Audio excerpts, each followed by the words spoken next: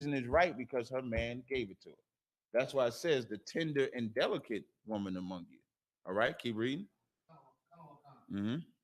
Which would not adventure Mm-hmm. to set the sole of her foot upon the ground for delicateness and tenderness. And for those that don't know, for a brother that has a tender and delicate woman, she's treated just like that. Now that's hard to find them, but you get you one like that, you would treat her just like that. But now the black woman has become cruel in America. And black women hear that statement right there. I mean, when I was doing that miseducation of the black woman last year, the whole time before I was doing that lecture, and I said the black woman got to get re-educated. Black women don't even want to hear that. I ain't said a cuss word. I ain't call her a B. I ain't call her a hoe. I ain't call her nothing. All I said was she need to be re-educated. You can't in 2018 tell a black woman she needs anything, because in her mind she has everything, but she destroyed. She suffered. She got 4 or 5 baby daddies. She ain't got no house. She's either a whore, a prostitute, and have 5 abortions, but she got everything. You understand? Keep reading. Her eyes shall be evil towards the husband of her bosom. The worst thing a black woman can do is be evil to her husband. That's why the scripture is saying, like, that's the opposite. Like, what we're living, what you're seeing between the black man and black woman today is the friction that the curses brought upon us. The curses brought upon us because we decided not to serve the Lord.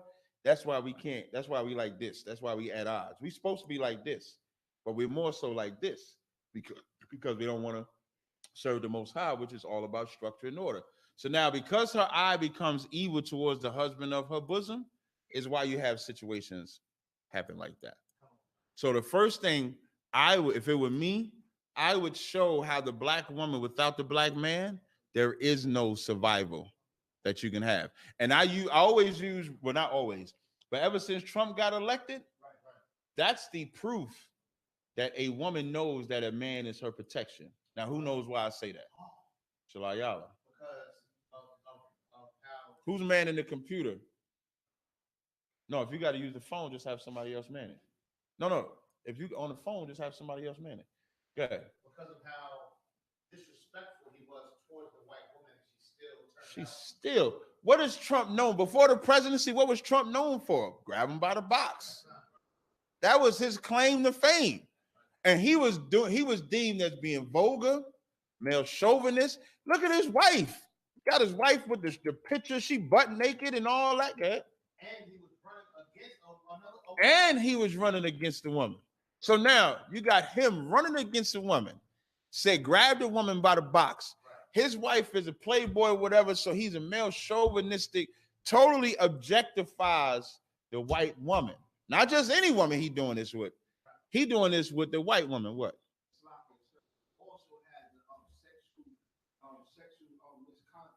Has sexual misconduct. All of these things that if it was one of us, if you call a black woman a bitch, excuse my language, you'll get vilified. Every black woman will hate you. Well, the white man, the president of the United States, said, grab that woman by the box, objectifies woman, got sexual assault charges against him. And yet more white women voted for him than did not. What you gonna say? Say again? Say again? Molested a 14-year-old. I mean, what Trump has done to white women is endless. But white women prefer protection. Like, and I'm not telling black women to accept what Trump did. That's not my point. So I'm not telling black women to accept sexual assault, being objectified. I'm not telling black women to do that.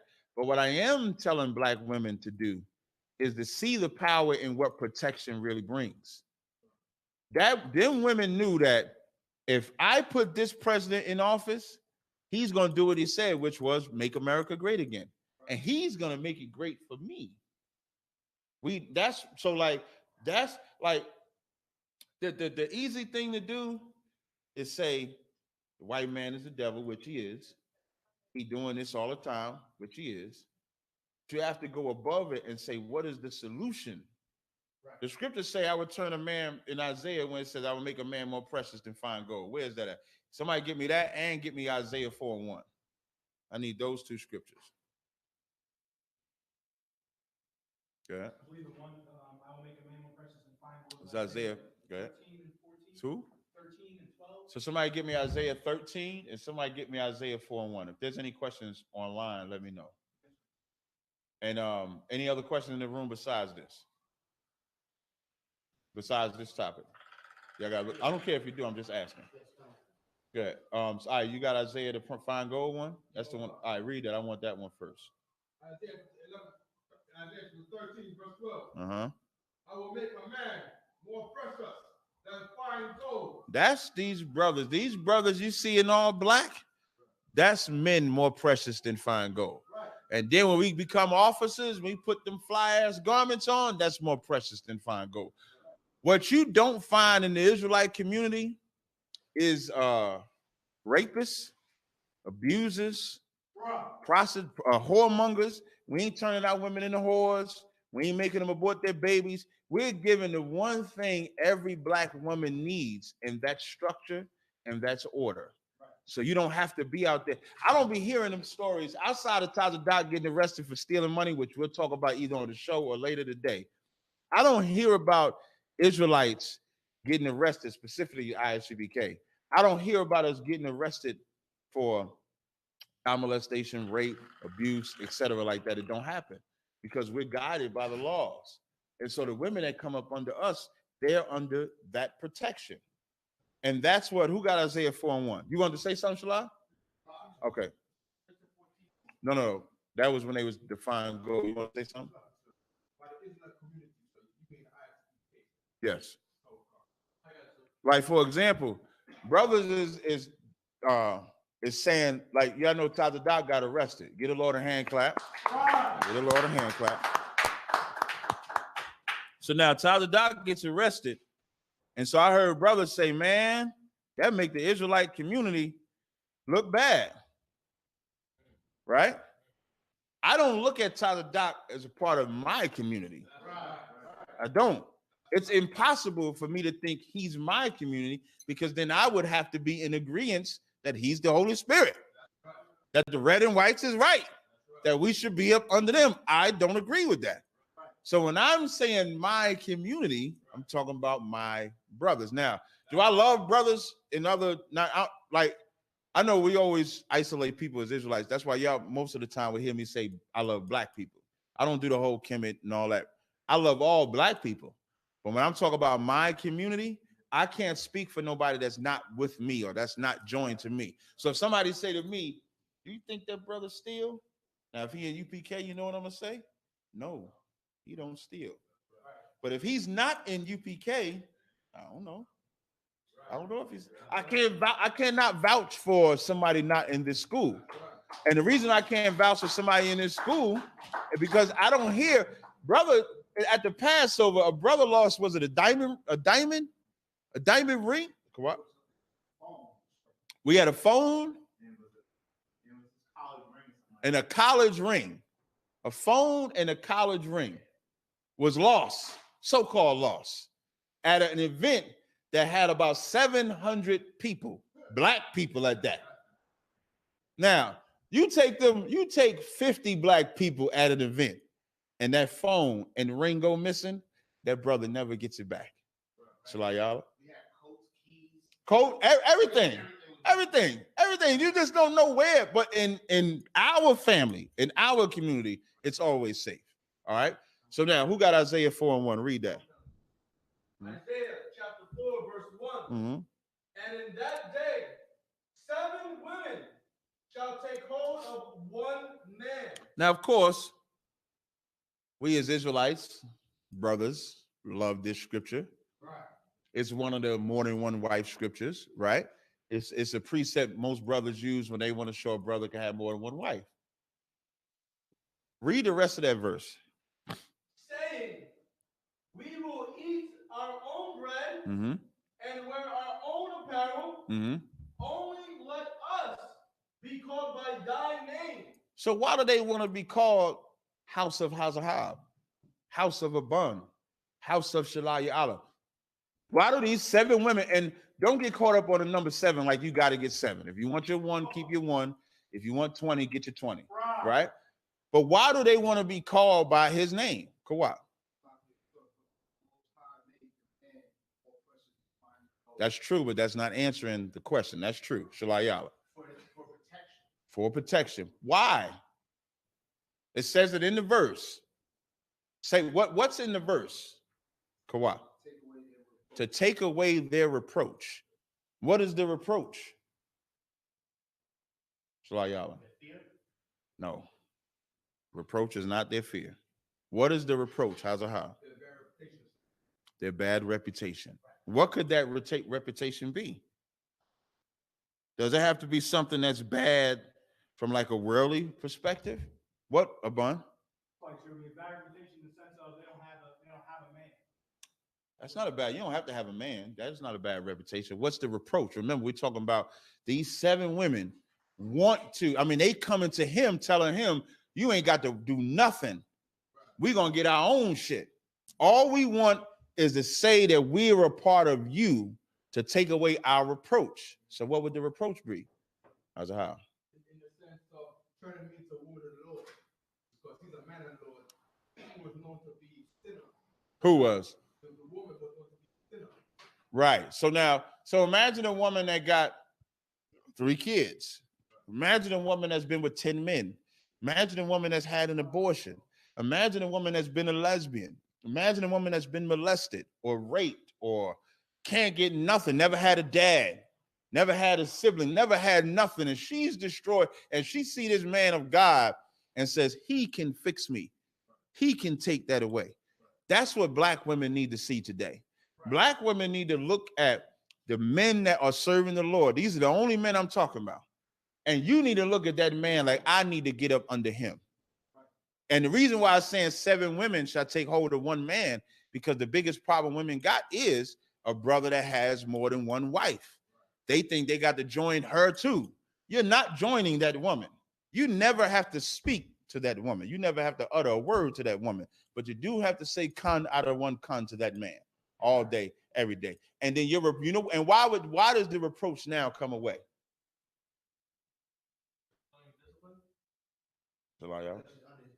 Because she's under his protection. You're correct too. The reproach comes away because now, whereas she would wear these high-ass hooker boots and this high skirt, you're like, you ain't going outside. Your whole wardrobe is about to change.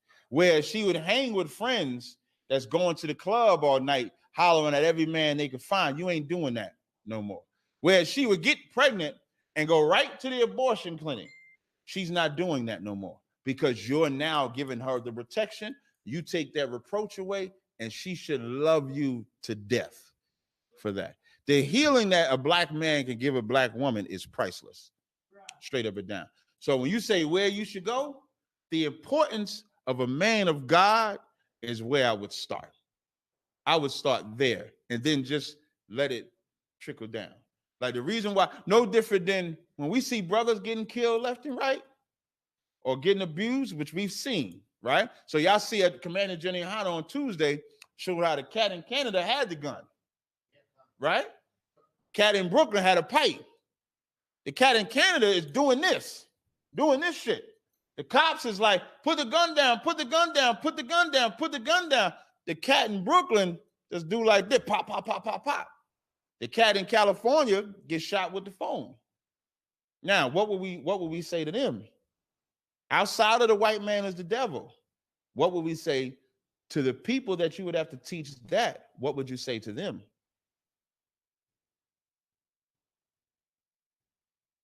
Y'all don't know what y'all would say to him? A bun. Like, if I could, without the protection of the Most High, there's nothing separating us from the bloodthirstiness of. Absolutely. We would say you have to serve the Lord or we'll continue to die. That Black woman has to serve her man or she'll continue to die too. So that's how I would, if it were me. All right. You had another question? Yes. Is yours on this subject? Yes, it's about the Black woman that had to be Go ahead. It's funny, it's like when it first came like on Facebook, and she was so like all it, like she was just a black woman trying to be in white society, doing all this stuff. That's my point of why I said that black woman needs her reproach taken away. Like these black women has been let loose and running wild, and they're fucked up. Excuse my language. Like the black woman, the black man is the number one destroyed species. The black woman is number two, and we loving the same bastard, the white man. Like I seen people getting mad at Kanye West, right? Everybody getting mad at Kanye West, but them same bastards believe the white man can't be saved. That don't make no sense to me. You getting mad at what Kanye said, and you getting mad because Kanye like Trump. Meanwhile, you get mad at us every day on the street corner because we blazing on the white man. You no different than Kanye. Same thing. You understand? So we have to. So in your speaking, I would go from that angle. Now, I'm never not saying to expose the white man, of course, but you want to take these opportunities, like the camp opportunity, especially when you got the voice of the people and they can hear what you got to say. Everybody's going to talk about how evil the white man is. Nobody's going to talk about that evil black woman needs to be up under her man so that she can get the protection that she needs. That's what fully separates us from everybody else. Yeah. This question on this topic. Is that I know I can segue into like the whole how the white woman voted for Trump. I segue into that white woman that was telling the police to shut the fuck up. Of course, because now you want to show now why can she do that? That's right on the same subject. Why can she do that? Because she's under the protection of her white man. That's right. She knows that because she subjected herself, she can talk however she wants because she's under the protection of her man. So I could talk however I want to. There's nothing, and she talking like she knows nothing is gonna happen to me. The black woman see the white man, excuse me, the black woman see the white woman talking like that, and because the black woman emulates the white woman, she thinks she can talk like that too, and she gets the reality check, which is what she got. A black man would tell her, shut your mouth. This is how you walk. This is how you talk. This is how you walk. Like a black woman got to learn everything all over. I don't care how pretty she is.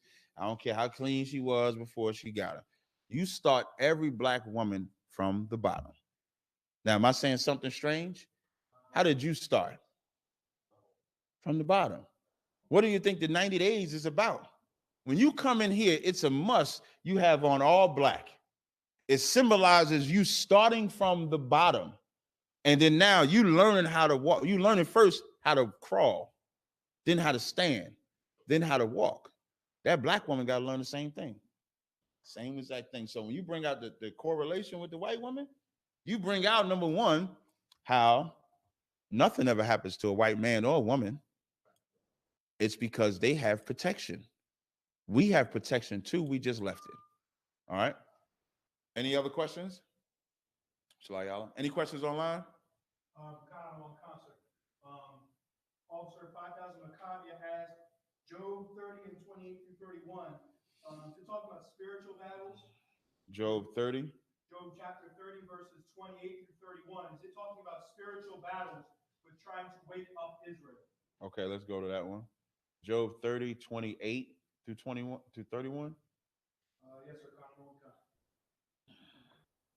What's your question in the room, Shalayala? Yeah, just for a quick question, just like about, I guess like a battle at camp. Mm-hmm. Jake woke up and they always ask the question like, well, if God's the all-knowing power, then He knows who's going to be saved and not going to be saved. He knows who's going to be gay, not going to be gay, and all of that. They try to say He knows everything, so we live in that in vain. But He already knows what's going to play out. How do you combat against that? What scripture you go to? Okay, y'all heard this question, Abadja? Salaki, I'm paraphrasing. No man temple. Lord can't tell no man, no man. In James, that's correct. In the book of James, the first chapter, I believe is the 10th or 11th verse. We'll get that next. Just hold it. All right. Who got Job 30 and 28? Cooperate. Job 30, verse 28. Well, I can have it. I went mourning with the sun, without the sun. I stood up. I cried in the congregation. Mm-hmm. I am a brother to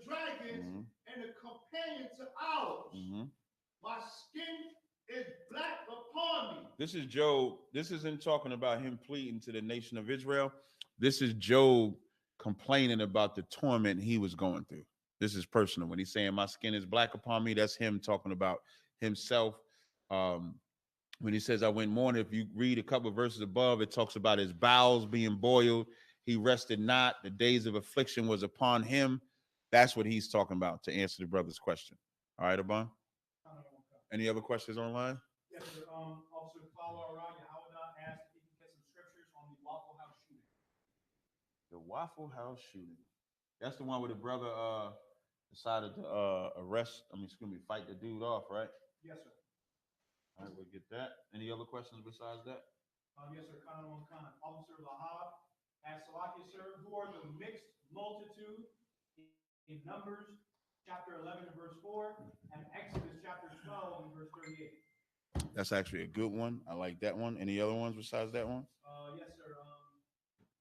One Yahweh asked Salaki Adawan, was Moses technically a king according to Deuteronomy, the 33rd chapter? And the I needed 33 and 5. So we got the Waffle House shooting. We got James 1, his question. You got a question too? Okay, well, hold your question. I don't want to get lost in too many. I got 4 on deck. So we got the temptation, the Waffle House shooting, Numbers 11, right? And Exodus 12 and 38. And then it was Moses a king. Let's do Moses 1. That's quick first. Deuteronomy 32 and 5. Who has that? You got it? Yes. Is it 33 and 5, sir? Did he say 33 and 5 or 32 and 5? 33 and 5. Salaki, 33 and 5. Go ahead. Deuteronomy 33 and 5. Mm-hmm. Well, you have it? No. And he was king in Jeshurun, Mm-hmm. when the heads of the people and the tribes of Israel were gathered together. So what about this verse that he's saying, was he a king according to that? Moses technically a current king according to Deuteronomy 33 and 5. How's it how? In verse 4, it's talking about Moses. So he's probably bringing verse 5 over verse 4. Well, Moses wasn't a king in the sense that he had the crown on his head or anything like that. But a king just means that the highest authority, and Moses had the highest authority. I wouldn't call Moses a king, though. Everybody understand? Go ahead, out. If I'm not mistaken, if you read from verse I don't. Go ahead. from 2 to 5, I'm pretty sure that he is the most high. You start at 2, start talking about the most high, and then it starts calling him. That's correct. Yeah, that's correct. So the he that is referring to the water about it, the he that he's referring to would be the Most High. All right. Now the other one was Numbers, the 11th chapter, right? With the mixed multitude, Abun. Numbers chapter. That chicken must be good as hell. I'm messing with you, man. It was Nehemiah, right? Not Numbers. It was, if I could, sir, Numbers chapter 11, verse 4, Exodus chapter 12, and verse 38. I'm familiar with the Exodus 12. You said a Numbers 11 and 4? Oh, okay. All right. Start at verse 1 with Numbers 11 and 1. No. I'm sorry. So Numbers 12 and Numbers 11 and 4 and Exodus 12. Well, who's the mixed multitude in that? Abun? The mixed multitude men that were Israelites that were following Moses. Give me, if you had to give me one word for who's the mixed multitude, who's the mixed multitude? That's what you want to say first. The mixed multitude in both Exodus 12 and Numbers 11 are all Israelites. So why is it then, what Abun is about to answer, why is it now calling them mixed multitude? Abun? Because some of them were Israelites that were still in the ways and cultures of Egypt because they wanted to build a calf. And there were some Israelites that were following Moses, like today, like there are Israelites that are in the truth, and then there are Israelites that are Americans. You know, you buy the way they act, etc. But there's all of us still Israelites by our race. Some didn't. Give me Exodus 12 and 37. You gonna say something, how's how? Good. Based on men, women, and children, and the lame, and the That's the mixed multitude. Remember, we agree. We already know that it's all Israel. Now we got to say, why is it a mixed multitude? Right? Give me Exodus 12 and 37. Okay. Exodus 12 and 37. Got it? Mm-hmm. And the children of Israel journeyed from Ramses to Sukkot, about 600,000 on foot that were men. So now you got 600,000 on foot that were men. Who's that? Abun. That was the military, sir. That's the military, right? Read on. Beside children. Which letting you know these men is separate from what you would see from the children, right? Read verse 38. 38, and a mixed multitude went up also with them. So who's the mixed multitude? Abadja. Everybody not in the army. Everybody not in the army. So the men, women, and children that are not in the army, precept. Let me see who can get this precept. Oh. Small. I shouldn't even ask them. Revelation is what? Let me see if you know. No, actually, that's not it. That's not it. Abadja. Revelation is the seventh. Why Revelation is the 7th chapter? Abun. Because before that, when it says the great multitude, it talks about the 144,000. That's right. In Revelation, the 7th chapter, it tells you how it's 12,000 from each tribe, which will represent the governing body or the government of the nation of Israel. Then in verse 9, then it says, I saw a number that no man could number of all kindreds, tongues, spirit. That would be the precept for Exodus 12. That's what lets you know what the mixed multitude is. The mixed multitude has to deal with rank. You had those in the military, you had the civilians. That's what the mixed multitude is in Numbers 11 and 4 and in Exodus 12 and 38. All right. How you doing, little sis? All right. What's the other question? We have an email, sir. Whether, well, I want the ones that the brother wanted to know about the shooting in the Waffle House, right? Okay, what about the shootings in the Waffle House? Who knows the story of the shooting in the Waffle House? Abun? A devil had come in butt naked with the AR-15. Whatever. Listen, he ain't got to have no clothes, but he gonna have that gun with him. Like as soon as he said that, I thought about Psalms 58 when it said the wicked are strained from the womb.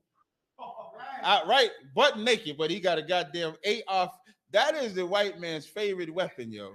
That AR-15, that's his favorite weapon. So now he come into the Waffle House butt naked with the AR-15. Go ahead, Abun. And then from then on, he starts, the white man usually, murdering spree. And then as he's shooting, after he was shooting, a brother had come and actually was the one that had detained him, not the damn police, but the brother that was in the Waffle House had detained him and more than likely saved more lives. You know what I mean? Of course, he gets little recognition. He gets a picture of him with the scar. With a stab, I guess it was a stab or something on his elbow. But he gets no credit recognition. What's good? So After he detained the white boy got away. The white boy got away. Okay. But he did save the day. He became a hero. Right? What's bad about that first? Who knows what's bad about that? About it. Like, what is that gonna make happen now? Ashar? I think one of two things. One, now Jakes are gonna try to be superheroes. Superheroes for who? For the white man. Absolutely. That's the first thing. Like what he did was he empowered.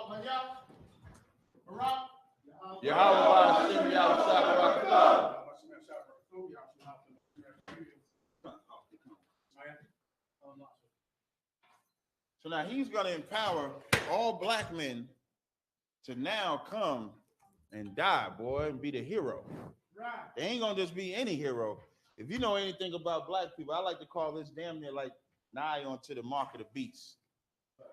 Because that's what he's going to do. So now the brother wants scriptures on it. So what's the scriptures you will go to on? Damn, ain't nobody got no. Yeah. Of course, I would my usual, not my the terrorism scriptures we always pull. White man did. That are trained to, butt naked. Lest there be any. I would also go to Hebrews 12, 16, lest there be any vain, profane. Right. Disgusting. Right. And then for the brother, sir, if I could, I would go to, is Judah a homeborn slave? That'd be a good one, or Okay, I don't know if I would do Judah a homeborn slave because he's looking at it like he's saving someone, right? Shalayala? He's in danger. Like the brother felt like he was in danger, right? So he's like, he's in danger. So he's stopping the killer because he wants lives to be saved, right? Now, y'all remember earlier, for those that was in the class earlier, y'all had said, excuse me, Shalayala asked a question about the black woman, right? And so you saw the angle that was given, right? So now here it is. You got this brother willing to risk his life for white people and himself, right? So where would you go? What would you say? What would you do? You know what, sir? Brother had a question on what scriptures would we pull on the Waffle House shooting. Brother, let's say stop the white boy. Gotcha. Captain, this is all y'all can have, man. He held it down. I appreciate that. I appreciate that too, the water. Okay, do me a favor and put the ice into this one if you don't mind. Switch that up for me, all right? Okay, the Waffle House shooting. The Waffle House shooting. Brothers in the Waffle House, right? Edomite comes in there to do what they do best, to do what they're born to do, and murder every black and Hispanic person in the Waffle House. A brother grabs him up, takes the gun from him, and in the process, of course, saves the lives of a lot more people that would have died if he didn't do it. Precept up front. Genesis 25, that Jacob is stronger than Esau. And the elder shall serve the younger. Not perfect in this context, not perfect. Where I would go first is the perpetual hatred he has for his brother Jacob. You go to Obadiah, right? Let's start there. Obadiah 1:8, for thy perpetual hatred against thy brother Jacob. That's why the white man went into the Waffle House. That is the inspiration of so many crimes and so many systematic crimes that we all grew up in, live under, and are the victims from. You can look at it and really not understand why it's happening, when the reason it happens is because the white man has a perpetual hatred for the 12 tribes of Israel. Officer a bunch. So I'm sorry. Go ahead. 1 second. First, go ahead. There you go. Both of those are perfect. The water. Abon, you had something else? The water. Let's read both of those. Hazahar. Ezekiel chapter 35, verse 5. Because thou hast had a perpetual hatred and hast shed the blood of the children of Israel. I go right there. I believe he murdered 4 brothers in there and a sister that night before the brother reached up, snatched the gun from him, and saved the lives of so many more people out. He showed a tremendous amount of courage. Give him a hand. He's a brother in the world. It should be, and that crime and how he delivered himself and other people from that crime is a great metaphor for how you have to live life. Like he could have cowered down under a table and just prayed to white Jesus that the white man never saw him, or he could have prayed that the white man had mercy on him. That's very common. Well, I wish I could remember this phrase, Officer Abun. I'm not going to notice that these walls are still bare. I just noticed it just now. I'll deal with that later. So now, there's a phrase for when you freeze in terror. I remember it from school. Go ahead. No, that's not when the phrase of someone who freezes in terror, it's like it's a medical term or psychological term, meaning when you get scared, you freeze. We went over in Hebrew Academy. I know that for a fact. Anyway, the brother will look it up if you don't know it. Fight or flight is the system. Say again. This is a technical term, so it might sound. That's what it is. It's fear paralysis, but there's a term for it. Meaning someone that when they get afraid, they freeze. But it's certain people, it's built into who you are. You get my point? You might not know that you freeze. until it happens. Hebrew Academy will really show whether or not you freeze. There'll be things that happen in Hebrew Academy, and you'll see certain brothers it happens, and they're stuck. And then they get hit in the face, right? And you have to train yourself out of freezing, because naturally you're just someone that freezes. Captain. I only see fight, flight, freeze. It's like this. What they call it fight, flight, freeze. I'm talking about the one that's only the freeze, meaning someone that freezes a bun. I see fear evoked freezing. Right. Is there another name for it? If not, I'll take that. Fear evoked freezing, and people just freeze up. And so now that night, who knows who's going to freeze, right? Some people just freeze because it's nature. Some people beg, and it's natural, meaning, they'll call for their mom up. If somebody is really in danger of dying, before you know it, mommy, my mama, mommy, no, mommy. She like that.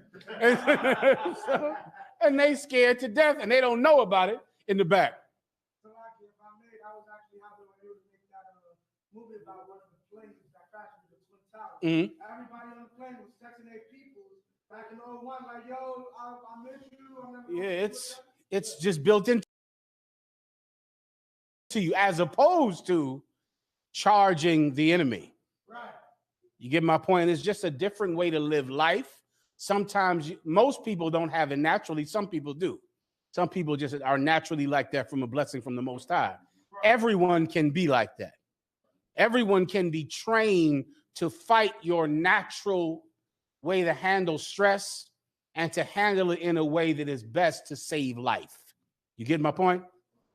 And why? And this brother, in this case, he did that.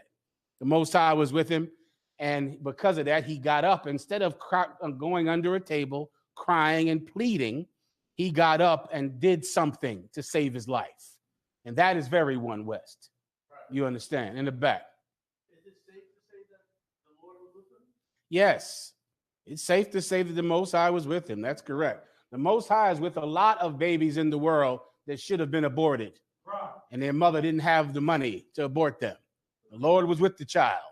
Most High is with a lot of brothers who should have been shot and didn't get shot because the gun jammed. The Lord was with them. Everybody understands.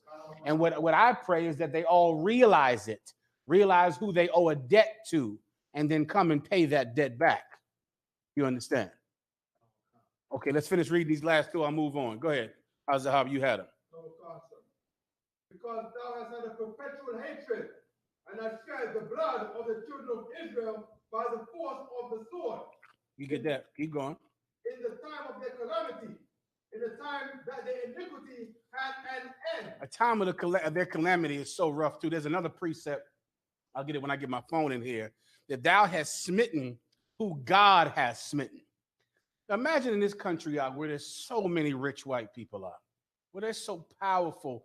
And when white people see us, they see a people that are so low beneath them that they have contempt for our very poverty. They have contempt for our drug addiction. They have contempt for our crime. They have contempt for our failure in school. And to see us and say, I'm also going to kill them, when we're already being hurt by the Most High. Like, if you're going to pick somebody to harm, why would you pick someone who is already being harmed? Captain, please. Psalm 769, verse 26. For they persecute him whom thou hast smitten. That's a perfect Edomite scripture, and for this situation. You're going in a Waffle. Who is in a Waffle House at 2 a.m.? Drug addicts, fatherless children. That's who's in there. People who do not know their father, people whose mothers grew up on drugs, people in and out of jail, people living an absolutely horrible life. That's who he wants to murder. That's who he hates so much that he has to go kill. Any more?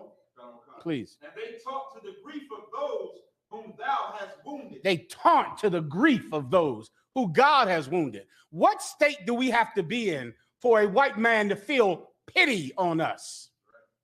Like, how low do we have to be? Look at our poor brothers, the tribe of Isupk, the Mexicans. They're selling oranges on the side of the road, standing outside of Home Depots, trying to find someone that'll help let them cut their grass or fix a hole in their gate. And they look at the Mexicans and hate them more and go to harm them when they see Mexicans every day subservient and low and abased, and never do they think, I want to harm someone, but they're in bad enough shape. They're, I'm not going to harm them. They got enough problems. We never have enough problems for white people. Never.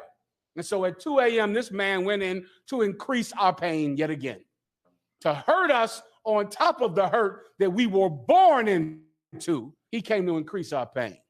Everybody gets it. You got those two. Where's the last one in Obadiah? Up front. Obadiah 1 and 10. For thy violence against thy brother Jacob, shame shall cover thee. The white man, for thy violence against thy brother Jacob, shame shall cover thee up. Shame. And that's why you should go out in the street and talk about it. You should go out in the street and tell everybody about it and explain it and break it down, because the white man should be ashamed of what he has done. Everyone should know about it. Everyone should know about slavery and the Spanish conquistadors and the Roman Catholic Church and the crimes that they have committed throughout the generations. People should know about it, and they should be ashamed. They won't be ashamed if we don't bring it up. I appreciate that. They won't be ashamed about it if we don't bring it up, if we don't talk about it, because the Christian church will never talk about it, because they're in the business of praising white people and belittling black and Hispanic people. You get the point. Any more? And thou shalt be cut off forever. So that's the judgment of all of them. That will happen. That's going to happen. Praise ye the Lord. Everybody understands, right? Good to go. Whoever had the question, I appreciate it. Go ahead. I had a question. I wanted to know, since we're in the last days of the world, we're dealing with the horsemen. We're dealing with what? Horsemen. Explain. We already know what's called the truth has been around since 69. We're starting to see the second horseman, which is the horseman of war. Starting to come on the earth in World War III. I got you. When it comes to the last two, which is mainly the family one, what scriptures can we bring out, and what things are we doing? What's called to prepare for that third horseman, which is family. Okay, what you mean? What things can we bring out that happen? Things that are happening right now in the news and in the earth. Kind of things that we can use to show, like. Oh man, there's so many things that happen all the time. Mad cow disease, SARS. Go ahead. There you go. That thing. What's that stuff when they people all over the salmon? That stuff all over the lettuce. I forget. E. coli. You know what that is? Yikes! All over the lettuce. All over everything. Okay. And when you hear those stories, that's famine. Meaning when the food is poisoned because of something in the process or something in the harvest or something, so it really is not worth eating, because to eat it would make you more sick than to go without it. Go ahead. Will we use, genetically modified or GMO like seeds? You plant them.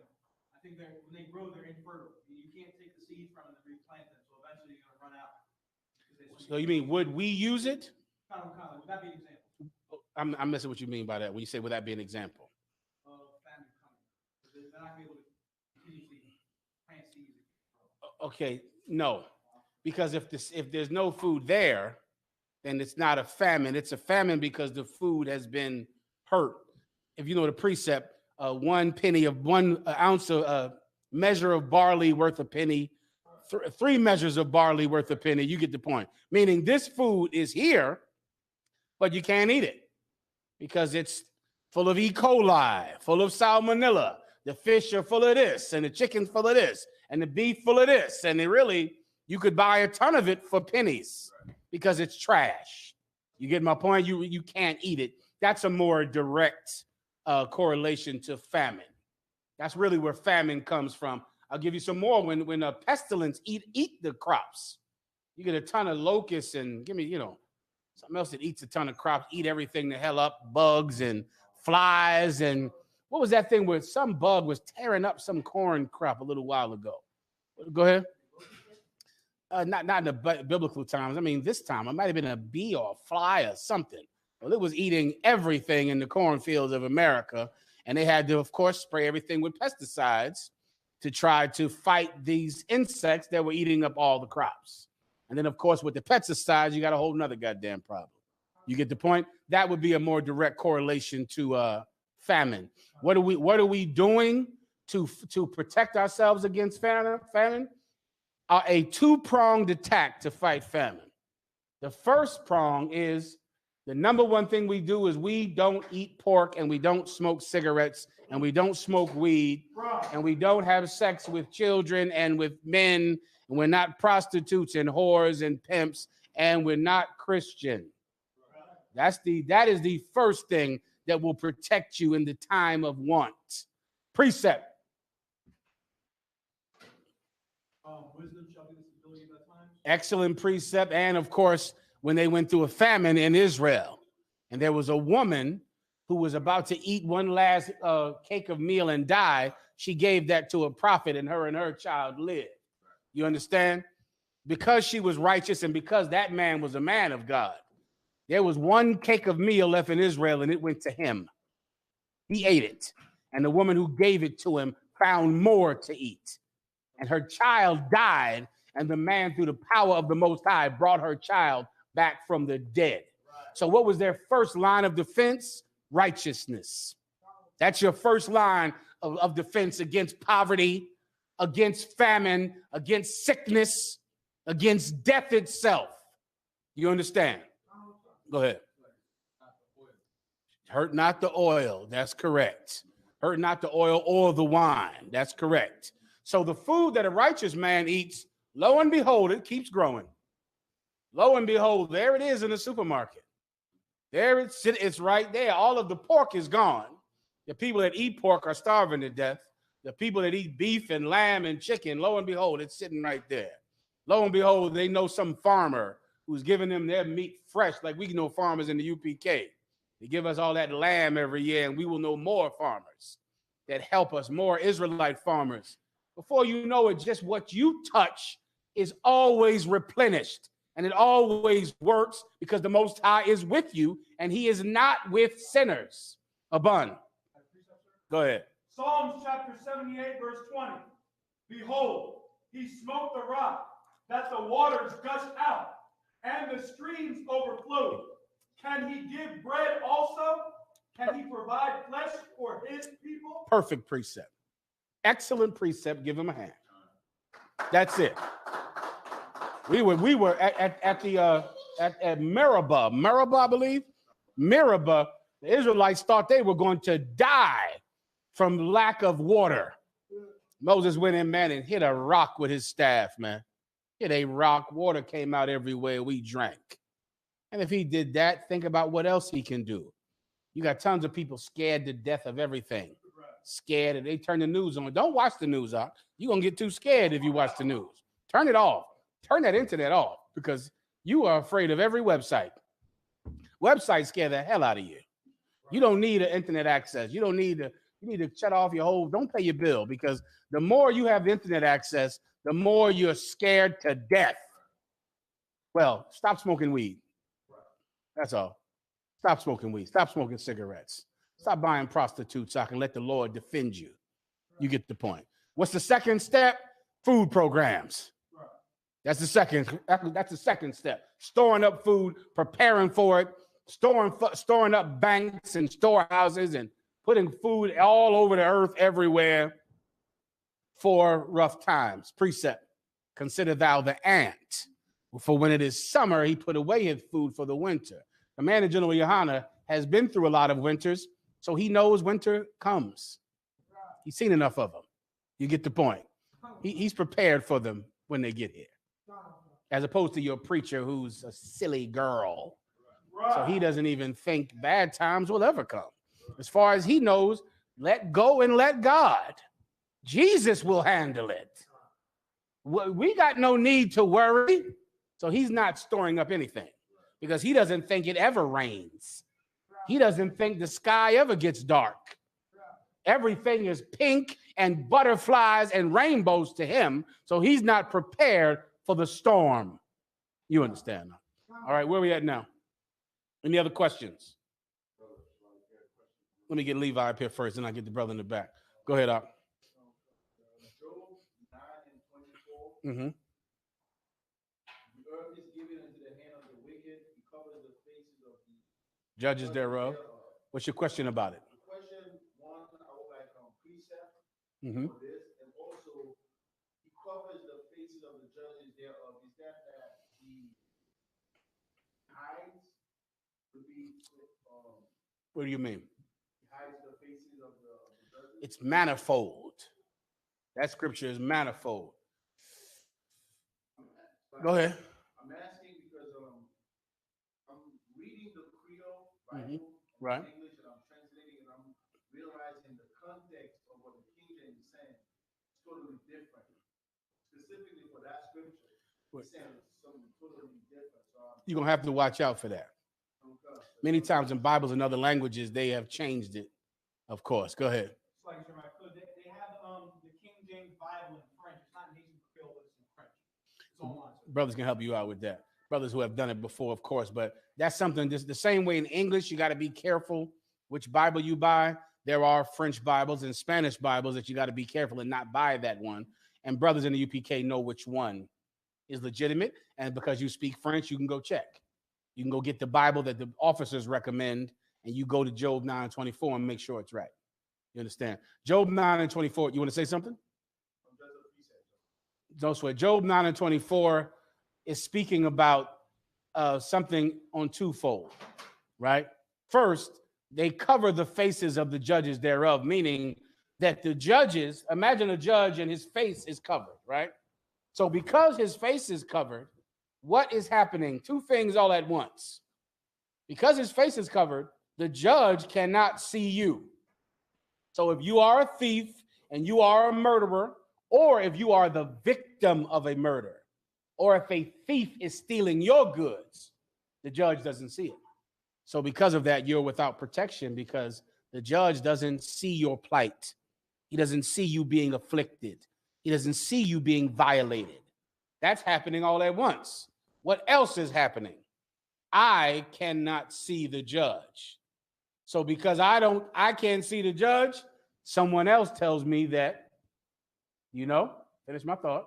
Because I can't see the judge, someone else who is not a judge tells me what? That they are the judge. And who told us that they are the judge? Thank you. Give him a hand. All right. So now because we don't see the judge, we don't see him, he doesn't see us. The white man is Jesus. The white man is God. The white man is the 12 disciples. The white man are the people or the beings that we believe are the ones we turn to in the time of trouble. We turn to Jesus when we're in court.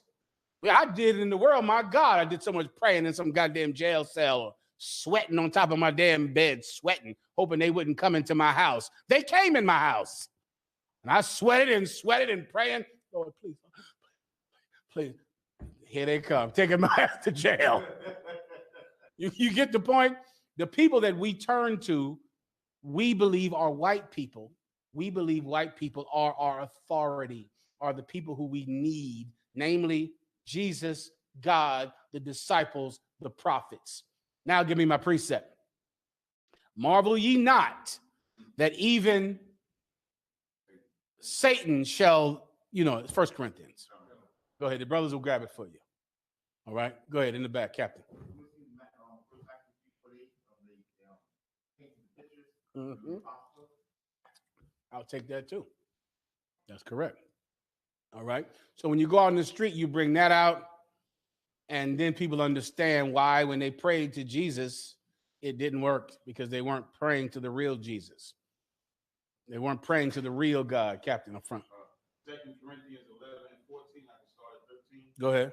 2 Corinthians 11 and 13. For such are false apostles. Such are what? False apostles. See, we thought they were apostles because the real apostles, they were covered. We didn't see them. We never knew they were black and Hispanic men. When we looked for apostles, we weren't looking for niggers. and spicks and wetbacks. When we were looking for men of God, we would just exclude anybody that looked like me. Anybody that looks like me can't be a man of God. Keep moving. White man. Now we're talking. Now we're going to get somewhere. Because his face was covered to me. Everybody understands. Go ahead. Deceitful workers. Liars. They lied and said they were the judges. They were God. They were Jesus Christ. They were Moses. Keep going. Transforming themselves. They did what? Transforming themselves. They transformed themselves. Keep going. Into the apostles of Mashiach. Into the apostles of Christ. So we thought Peter, Matthew, Mark, Luke, and John, and Mattathias, and we thought all of them were white men. We turned to them. We prayed to them in Catholic churches. Meanwhile, we were just praying to our slave master. We were praying to the person who was hurting us. Isn't that a game? Imagine a horror movie where, give me a horror movie that kids would know about today. Y'all don't know what Freddy Krueger is, do you? What do you know about young brother? Go ahead. All right, Freddy Krueger's still around. Give Freddy Krueger a hand. Freddy Krueger still scaring the hell out of kids like he's supposed to. Imagine Freddy Krueger chasing you through a house and you curling down in your closet and go, "Oh, Freddy Krueger, please help me from Freddy Krueger. Freddy Krueger, please don't let Freddy Krueger catch me. Freddy Krueger, please come help me. Freddy Krueger is going to kill me." That's ridiculous sounding. That is your life in America. You're getting evicted by white people. White people are throwing you in jail. White people are firing you from your job, and you're praying to white people for help. That's being black in America.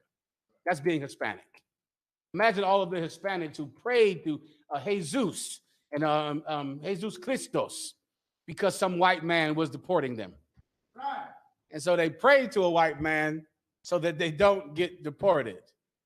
The tribe of Judah, black men praying to a white man because some white judge is about to give them 25 years. It's insane, isn't it? It's crazy, right? You have to be insane to do it. That's what being black and Hispanic is in America. It's insane. You get the point, all right? You good to go here. That's your precept. You solid with that. Also, you can go Esau is blessed with the sword because that's how he was given the earth. The white man was given the earth because the Most High blessed him with the ability to be the best killer on the planet. And that's how he got the planet. The Lord didn't poof it into his hands. The Most High allowed him to be the one who has the ability to win all the wars and make the biggest bombs. And with that ability, he conquered and killed everyone until the earth bowed down to him. And there's still a little sanctuary fighting against his racism, his oppression. Everybody understand that little sanctuary is Isupk. Captain, please. Please. Mm-hmm. So while I'm in there was this Asian, right? And he has an Asian lawyer. And the Asian lawyer is translating. And because he says that because of the language barrier, he got his DUI dismissed for denying the breathalyzer. Because he didn't understand. Because they said he didn't understand. I'm mad as hell. Because I'm just like they took our language. Like we couldn't do that if we wanted to. Yeah. So then, now I'm over there. They thought they did me a favor, you know what I'm saying? They dismissed like 4 of my tickets. But Gotcha. They had to hit me one for goodwill. Of course. So I leave. I'm at the ticket window.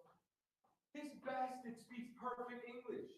He's over there speaking to another lawyer in perfect English. Like, you know what I'm saying? Like, I mean, and they're sitting there like, yeah, your lawyer knows a lot about DUIs. You know what I'm saying? It's like the judges are blind to every crime but all.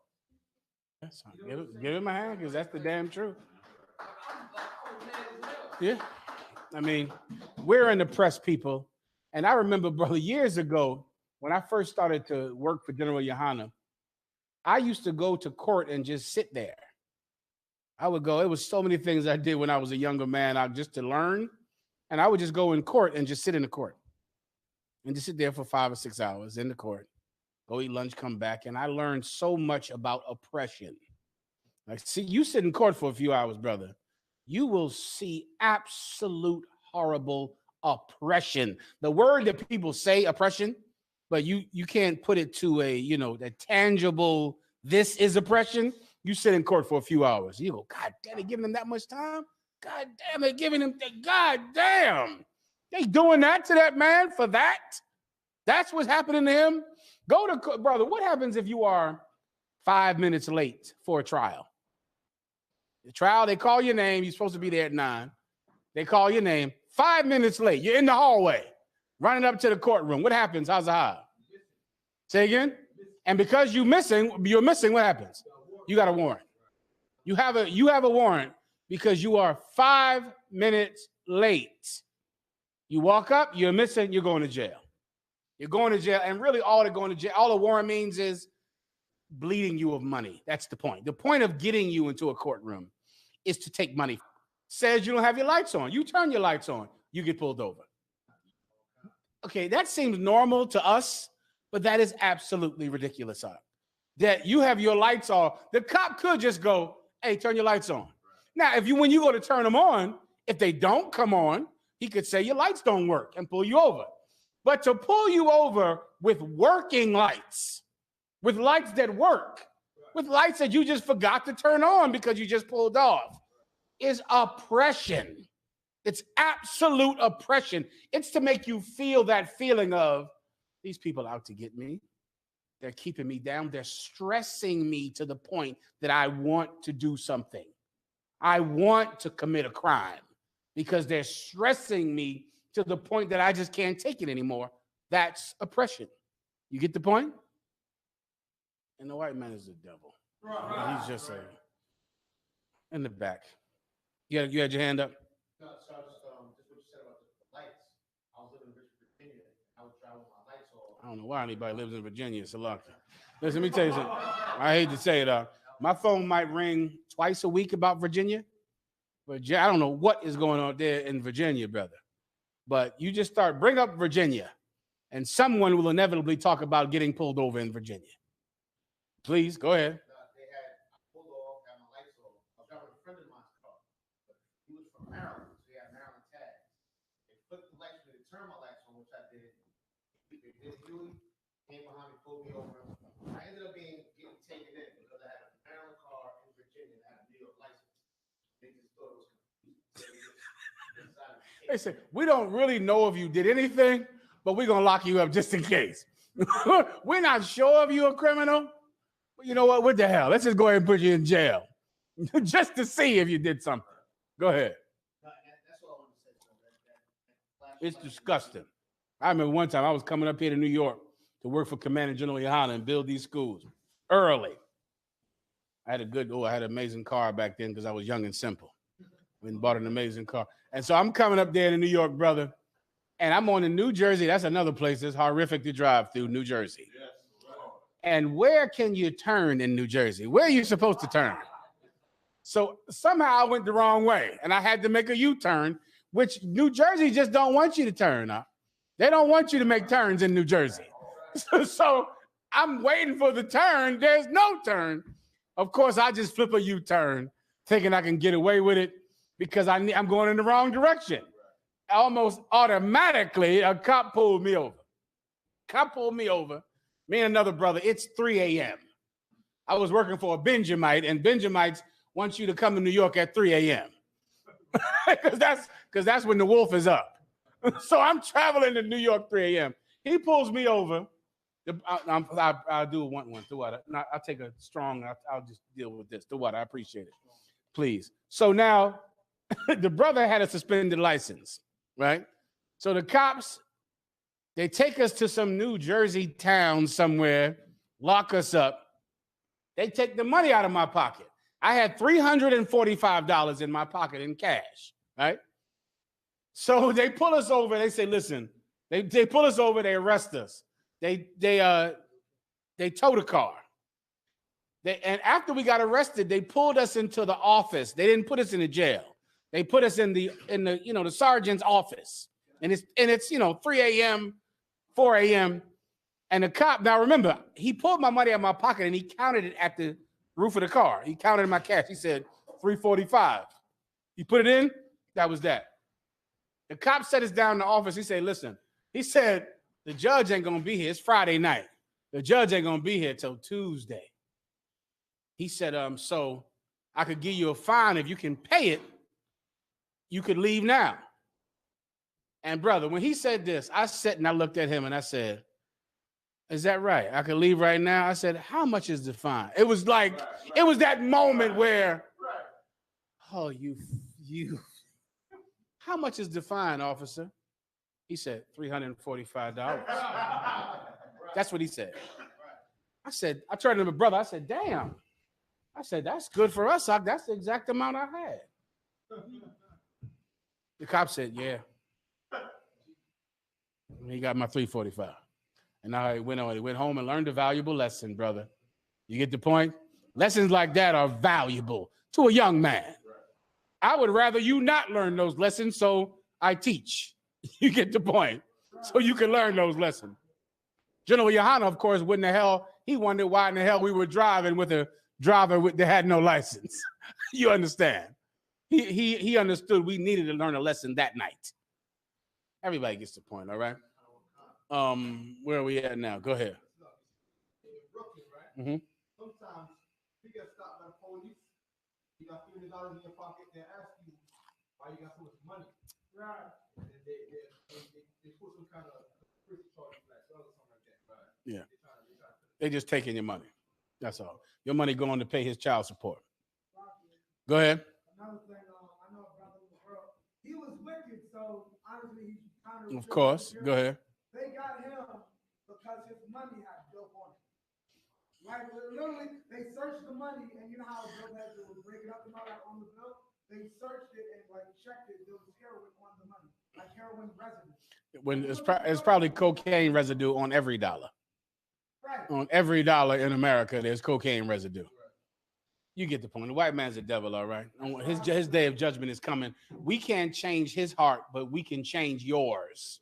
And you can change your brothers and your sisters. You understand? Any other questions? Who you mentioned earlier? The brother in the back. Go ahead.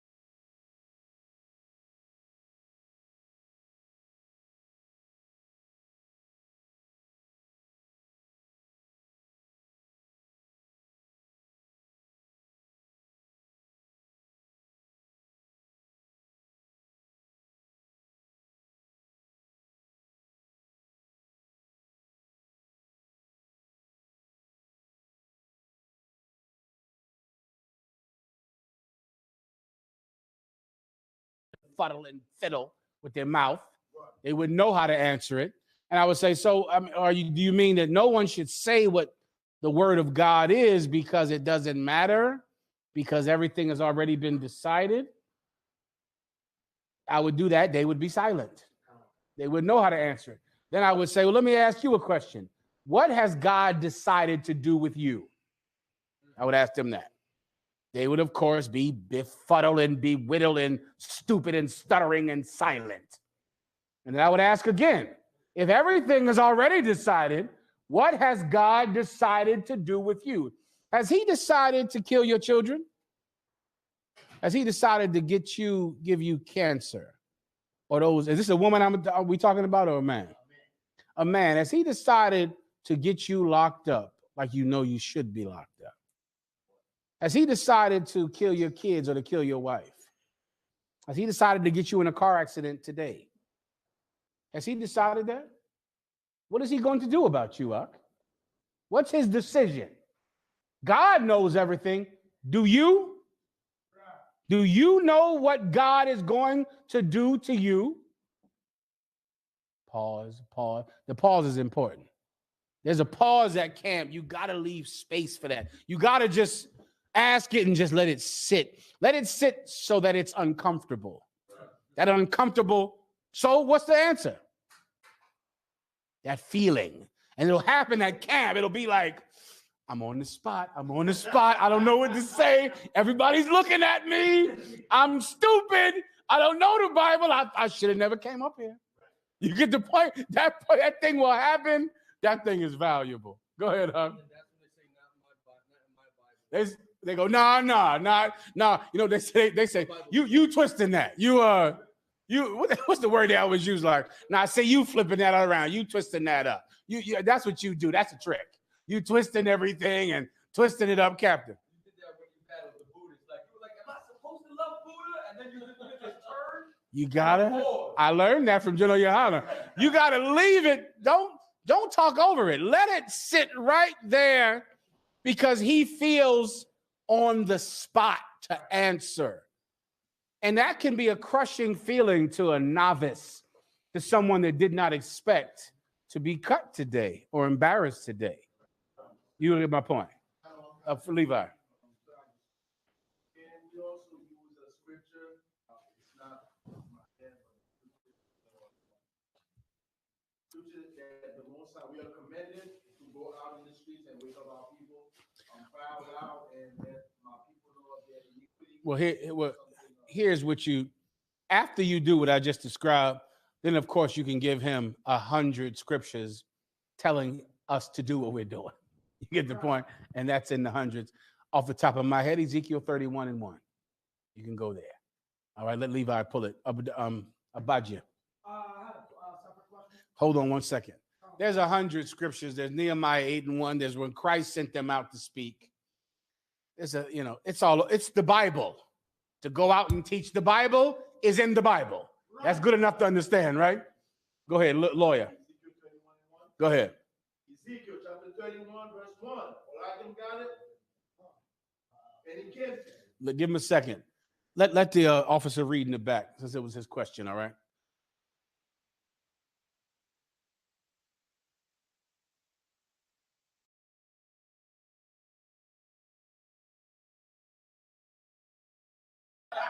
Don't say I brought it up. Sorry, y'all guys. That. Go ahead, lawyer. Ezekiel 33:1. Salakia Thawada, that's what I want. Ezekiel 33:1. We'll touch on a little thousand.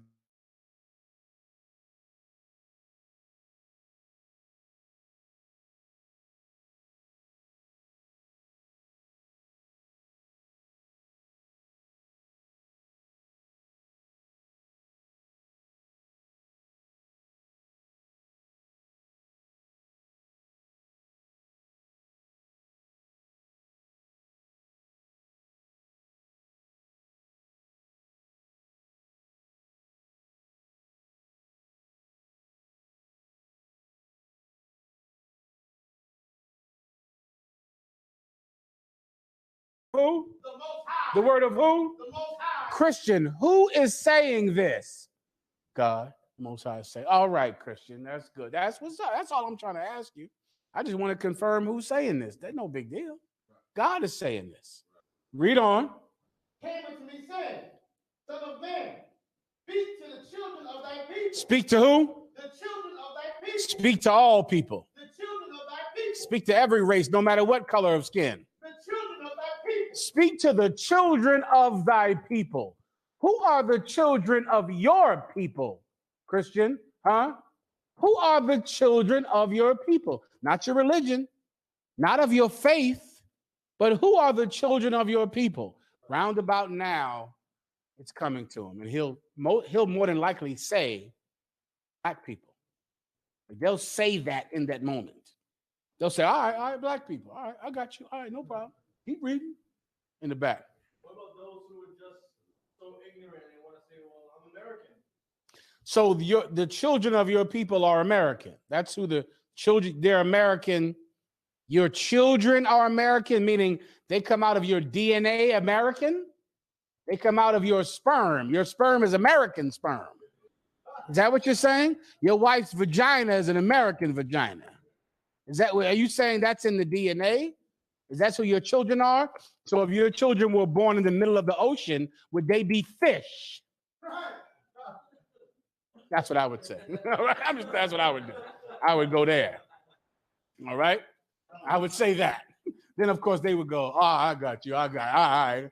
They would understand that your blood doesn't make you a citizen of a country.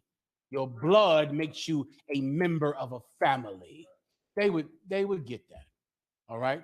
They would realize now, too, that they bit off more than they could chew. And they didn't plan for this to happen when they came up here. Keep going.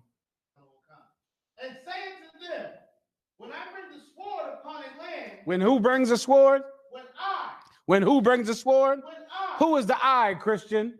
Who brings the sword upon a land? If they don't know, what would I do? Officer in the back. I would go back up to the beginning, so go ahead and do it. And again, the Most High came unto me saying. So who brings the sword upon the land? And the Christian would say, God. That's important. God is the one who is the power behind the white man's cruelty. God. God is the one behind the other nations owning our businesses. God. God fights for them in the battle with us because we refuse to take our true place in the earth. We refuse to be his children. So he shows us what it's like when you're not his children. Simple enough, right? You don't want to be an Israelite, then be a black person. Here's what black people go through. Right. You don't want to be an Israelite, so be a Mexican. Here's what happens to Mexicans. You don't want to be an Ephraimite, be a Puerto Rican. Here's what happens to Puerto Ricans. One day you'll say, you know what? I'm tired of being Puerto Rican. Right. I'm about sick of it. I got about sick of being black. I had enough of that. Right. Most people it'll be enough of doing that in their life, right? Then they'll decide to serve him. So until you decide to serve him, he will bring the sword against your people, against your children. Keep going. If the people of the land take a man of their coast and set him for their watchman. If the people decide to take a man and set this man as their watchman. Go ahead. If when they see the sword come upon the land, he blow the trumpet and warn the people. If when the watchman, he's been chosen to be a watchman. If when he sees an army coming to kill the children of his people, if he alerts the people, if he warns the people, keep going. And whosoever hears the trumpet, whosoever hears the sound of the trumpet and taketh not warning, if the sword come, take him away. If whosoever hears the warning that the sword is coming, and he does not what? Read again. They can hear him, right? Let me know they can hear him. I can't waste my time. Go ahead. Then whosoever heareth the sound of the trumpet and taketh not warning. And taketh not warning. What does that mean? You heard the watchman blowing the alarm, which is what an alarm is. Alarm or alarum means the blowing of a trumpet. That's the sound that it makes. The alarum or the alarm, right? Or a siren, another old Greek term that means you are blowing an alarm, right? If he hears it and he taketh not warning, what does that mean? He ignores it. He ignores the warning that the watchman is blowing for his defense. Keep going. If the sword comes and take him away. If the sword comes, if enemy, you know who has swords in their hands, right? Enemies, killers, murderers, Dylan Ruth, and the Waffle House murderer, and Thomas Jefferson, and George Washington. Murderers who carry weapons to kill your children. But you do have a watchman. You have someone that alarms you, that warns you. But if you don't listen, then you'll be taken away. You'll be taken. Go ahead. His blood shall be upon his own head. His what? His blood shall be upon his own head. Brother, I'm out here on this street corner every week. Where we at in New York? 116th and Lenox Avenue. Where else? In New York. 122nd and 3rd Avenue. No, I'm sorry. At the camp. 125th and Lenox Avenue in Harlem. Where else are we in New York? Where are we in Queens, Shemawala? Boston and Archer in Queens, New York, right? Say again. Boston. Parson. Say it again. Parsons and Arch Avenue in Queens. Damn. Archer. Parsons and Archer. The water. Parsons and Archer Avenue in Queens. And we're out there to warn the people. We're sounding the alarm. If they don't listen, their blood is on their head. I asked you earlier, Christian, what has God decided to do with you? You don't know, but I do. He's going to kill you. Your days are numbered. You're going to die. You're going to be teddy bears on a light pole. You're going to be a face on a t-shirt. And I'm here to warn you. If you don't listen, don't. I won't be blamed for it because I did my duty. I warned you. Keep reading. He heard the sound of the trumpet and took not warning. His blood shall be upon him. Go ahead. But he that taketh warning shall deliver his soul. But the brothers and sisters that listen to these speakings, they're going to live. How do I know? Because I was one of them. And my life was in doubt every day. And I survived my enemies. General Yohana, forget about it. He survived all his enemies. His enemies are a mocking stock and gravestones. But he survived them. Keep going. But if the watchman see the sword come and blow not the trumpet. You don't want me to be out here speaking, Christian, right? You think I should stop. What's the point of me being out here? You think God has decided everything. I shouldn't be out here. Well, Christian, if I listened to you, and if I didn't blow this alarm, if I didn't speak on this pulpit of wood every week, if I don't warn you that you are the next to die, go ahead. And the people be not warned. And because of that, because I don't say it, because I don't sound off, you don't get warned. Go ahead. If the sword comes. But when that sword comes, when AIDS comes, when the prison system comes, when the next drug epidemic comes, when child support comes, when abortions come, when the police come, go ahead. And take any person from among them. And take what? Any person. And if anyone dies, and then one day, Christian, there'll be a great death, bigger than all the ones you've been through, the death that comes to sinners who refuse to obey our King Jesus Christ. That death is coming too. And if anyone dies from it, and I was not at camp, I did not come out here to sound the alarm. Go ahead. He is taken away in his iniquity. That sinner will die. He will be taken away in his sin. Go ahead. But his blood will I require at the watchman's hand. But I would get blamed. So, Christian, I have to come out here every week because I don't want to be at fault when you get killed. When your woman gets fibroids and ovarian cancer and dies. When your children get shot at the high school or the grade school they go to. When your daughter gets molested by your woman's new man. I don't want to be at fault. So although you think I shouldn't be out here, I know I must come out here. But you don't have to listen. You understand. Anything else? We good with that? Let me get Obadiah. Abijah in the back. Any more? I'm sorry. Any questions online? Okay, I might go till 9:30. If I can't, because of the thing, let me know, Tazaryak, all right? If I can't go till 9:30, maybe I can. It's 8:30 now. I might have enough time. Let's see. Abun. Second Esdras, chapter 11, verses 36 through 40. Go ahead. There was nothing else with it. Just ask a question. 36. That's a lot of scriptures on. If you have a question that long, please give the reason. I'm breaking it down, all right? In the back. So I have two questions really. The first I just wanted to clarify is Psalms 90 and 3, reincarnation scripture. Okay, let me do Bill Cosby at 8:45. All right, go ahead. Okay, this is If the brother or sister can type in the point, tell me the point. Go ahead. This is Psalms 90 and 3. See me one more time, brother, in the back, whoever has it. See me again. Please, I'm ready. Let's go. Psalms 90 and 3. Thou turnest man to destruction and sayest, Thou turnest what? man to destruction. Thou turnest man to destruction. Go ahead.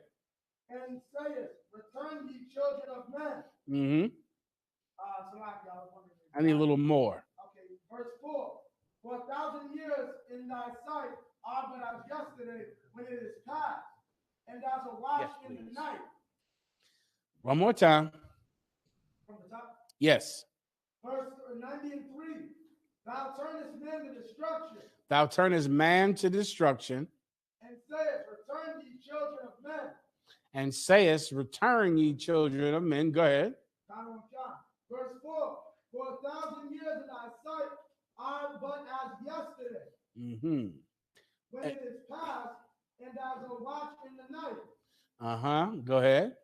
And why do you say this is a reincarnation scripture? Because the way verse 3 comes out, thou turnest man to destruction, like thou destroy man, then you say it's return ye children. I got you. Do we teach that this is a reincarnation scripture? Is this in any breakdowns you've ever heard? Got you. But how should you bring it up? Let's go back. Let's go back in time. How do you rephrase your question? Give him a hand. That's what you want to say. You want to say, is this a reincarnation precept? Not, this is a reincarnation precept. You see the difference, right? One is setting yourself up to be confounded. And I would have just confounded you just now, right? You don't want to do that. That's the whole point of the scripture breakdown class, so that you don't get confounded by Christians on the streets. This is not what this is talking about at all. At all. I'll break it down for you. Let's go. Verse 3. Thou turnest man to destruction. Thou turnest man, right? M-A-N, right? Thou turnest man to destruction. Break that down. The Most High destroys all men. Meaning what? Destroys all men, meaning what? Thou turnest man to destruction, not man to death, not man to dying of natural causes. Destruction is different than dying. You understand? That's not the same thing, biblically. What does destruction mean? You could sell your house, you could lose your house, then your house could be destroyed, right? What does that mean? No, not cease to be, destroyed. Think, like black people talk, which is who wrote this Bible. Destroyed means the Most High has hurt you. He has decided to punish you. He has decided to correct you in a destructive way, meaning you are being hurt by him. The Lord turns men to destruction. He hurts us up. We get hurt by him, do we not? We get hurt by him constantly. Born with afflictions, born with ailments, born in just the horriblest place in the world, right? He turns you to destruction. Keep going. And says, return ye children of men. And at the same time, what does he say? Return ye children of men. So he destroys us and then tells us what? What is that? What does return ye mean? Remember, he says, return ye children of men up front. Repent. Give him a hand, which is what this is talking about. This is not a reincarnation scripture. This is a repentance scripture. All of us in the past were hurt by the Most High. You were hurt by him. Look at where you grew up, man. Look at who your... No. How about your grandfather? How about your great-grandfather? How about your great-great-grandfather? He has not only destroyed you, He has destroyed generations of your line. Yet, he says what? Return ye children of Yet, he says, come back to me. And you looking like, come back to you? My great, great, great, great grandfather was beaten by your command. My father was on crack at your command. Come back to you. I am destroyed. I can't think straight. I've been through too much trauma to come back to you. I didn't have a father. I didn't have a mother that was mothering. I look at good mothers. I go, what in the hell is going on with them? These mothers, you see them? I see them. I got it. They're all aprons and cooking and stuff. I go, look at that mother that they dealing with over there. You see General Johanna's mother, she's like a West Indian postcard. She's like a, look at this. Do you know brothers have mothers up that are not sexual beings? Who gets what I'm saying? There are mothers out there, when you don't think about how much they want to be dealt with by men. The mother had sex with one man. The father left. She never been with another man. What is that like? Right. What is it like to have a mother who is not a sexual being where she need Rod? She need to get dealt with. She wears tights and short shorts and skirts and goes out to bars and clubs looking for men to have sex with her. Well, there are children out there look at their mother like, my mother need to get, somebody got to F her. Here's a new brother in the house. He effing my mom. Somebody got to F my mom. My mom got to get effed. You understand? So this is the new brother over here. I can't stand him. I hate him. He walking around in boxer shorts and this, and he coming to me. Hey, what's up, man? How you doing? What's going on over there? Yeah, so-and-so, man. You want, you would sit down and play some video games or something like that. You looking at him like, nah, whatever, man. Tired of this, my mom doing this shit. But my mom got to get effed by somebody. My mom needs to get effed. She likes the D. She enjoys it. She needs it. That's how you grew up, with a mom who was a very sexual mama. Right. How in the hell are you supposed to come to God? Right.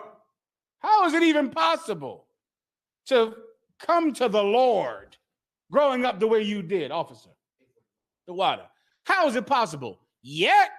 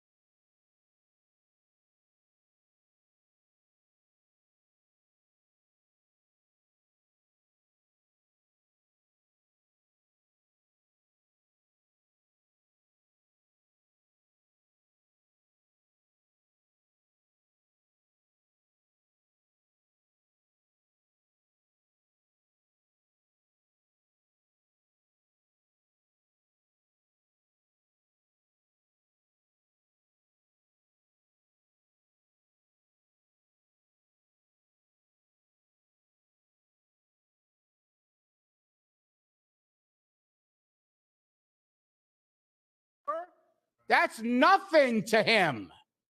It's like nothing. He expects you to find him and turn and look at the time of pain and what that you went through. God, come on. And destruction that you went through. He expects you to look at it the way he looks at it. Like it's nothing. Like it wasn't any time at all. Return to him. God is not the God in Christian music. That ain't him. I hear that Jesus God, they talk, I don't know who that is. That God of he loves you and he needs you and he wants you. That's not him, Mark.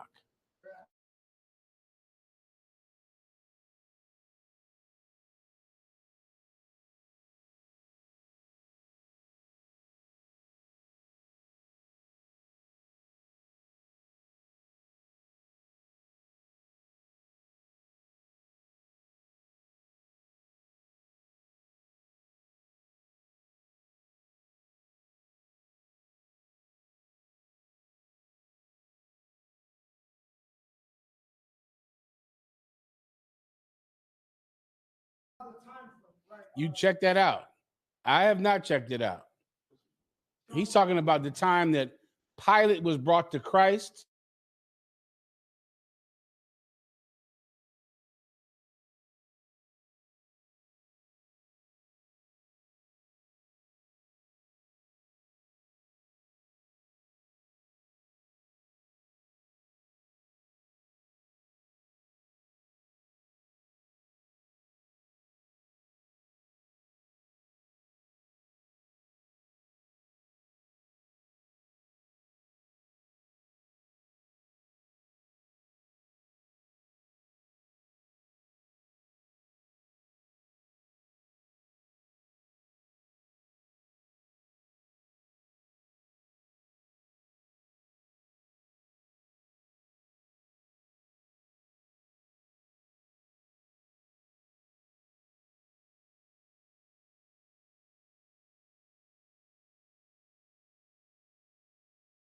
Okay, solid.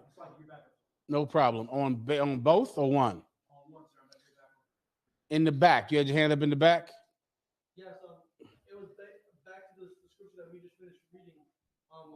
Turn ye back. I think that's Turn ye to me, I believe he said. If not, you can read it again.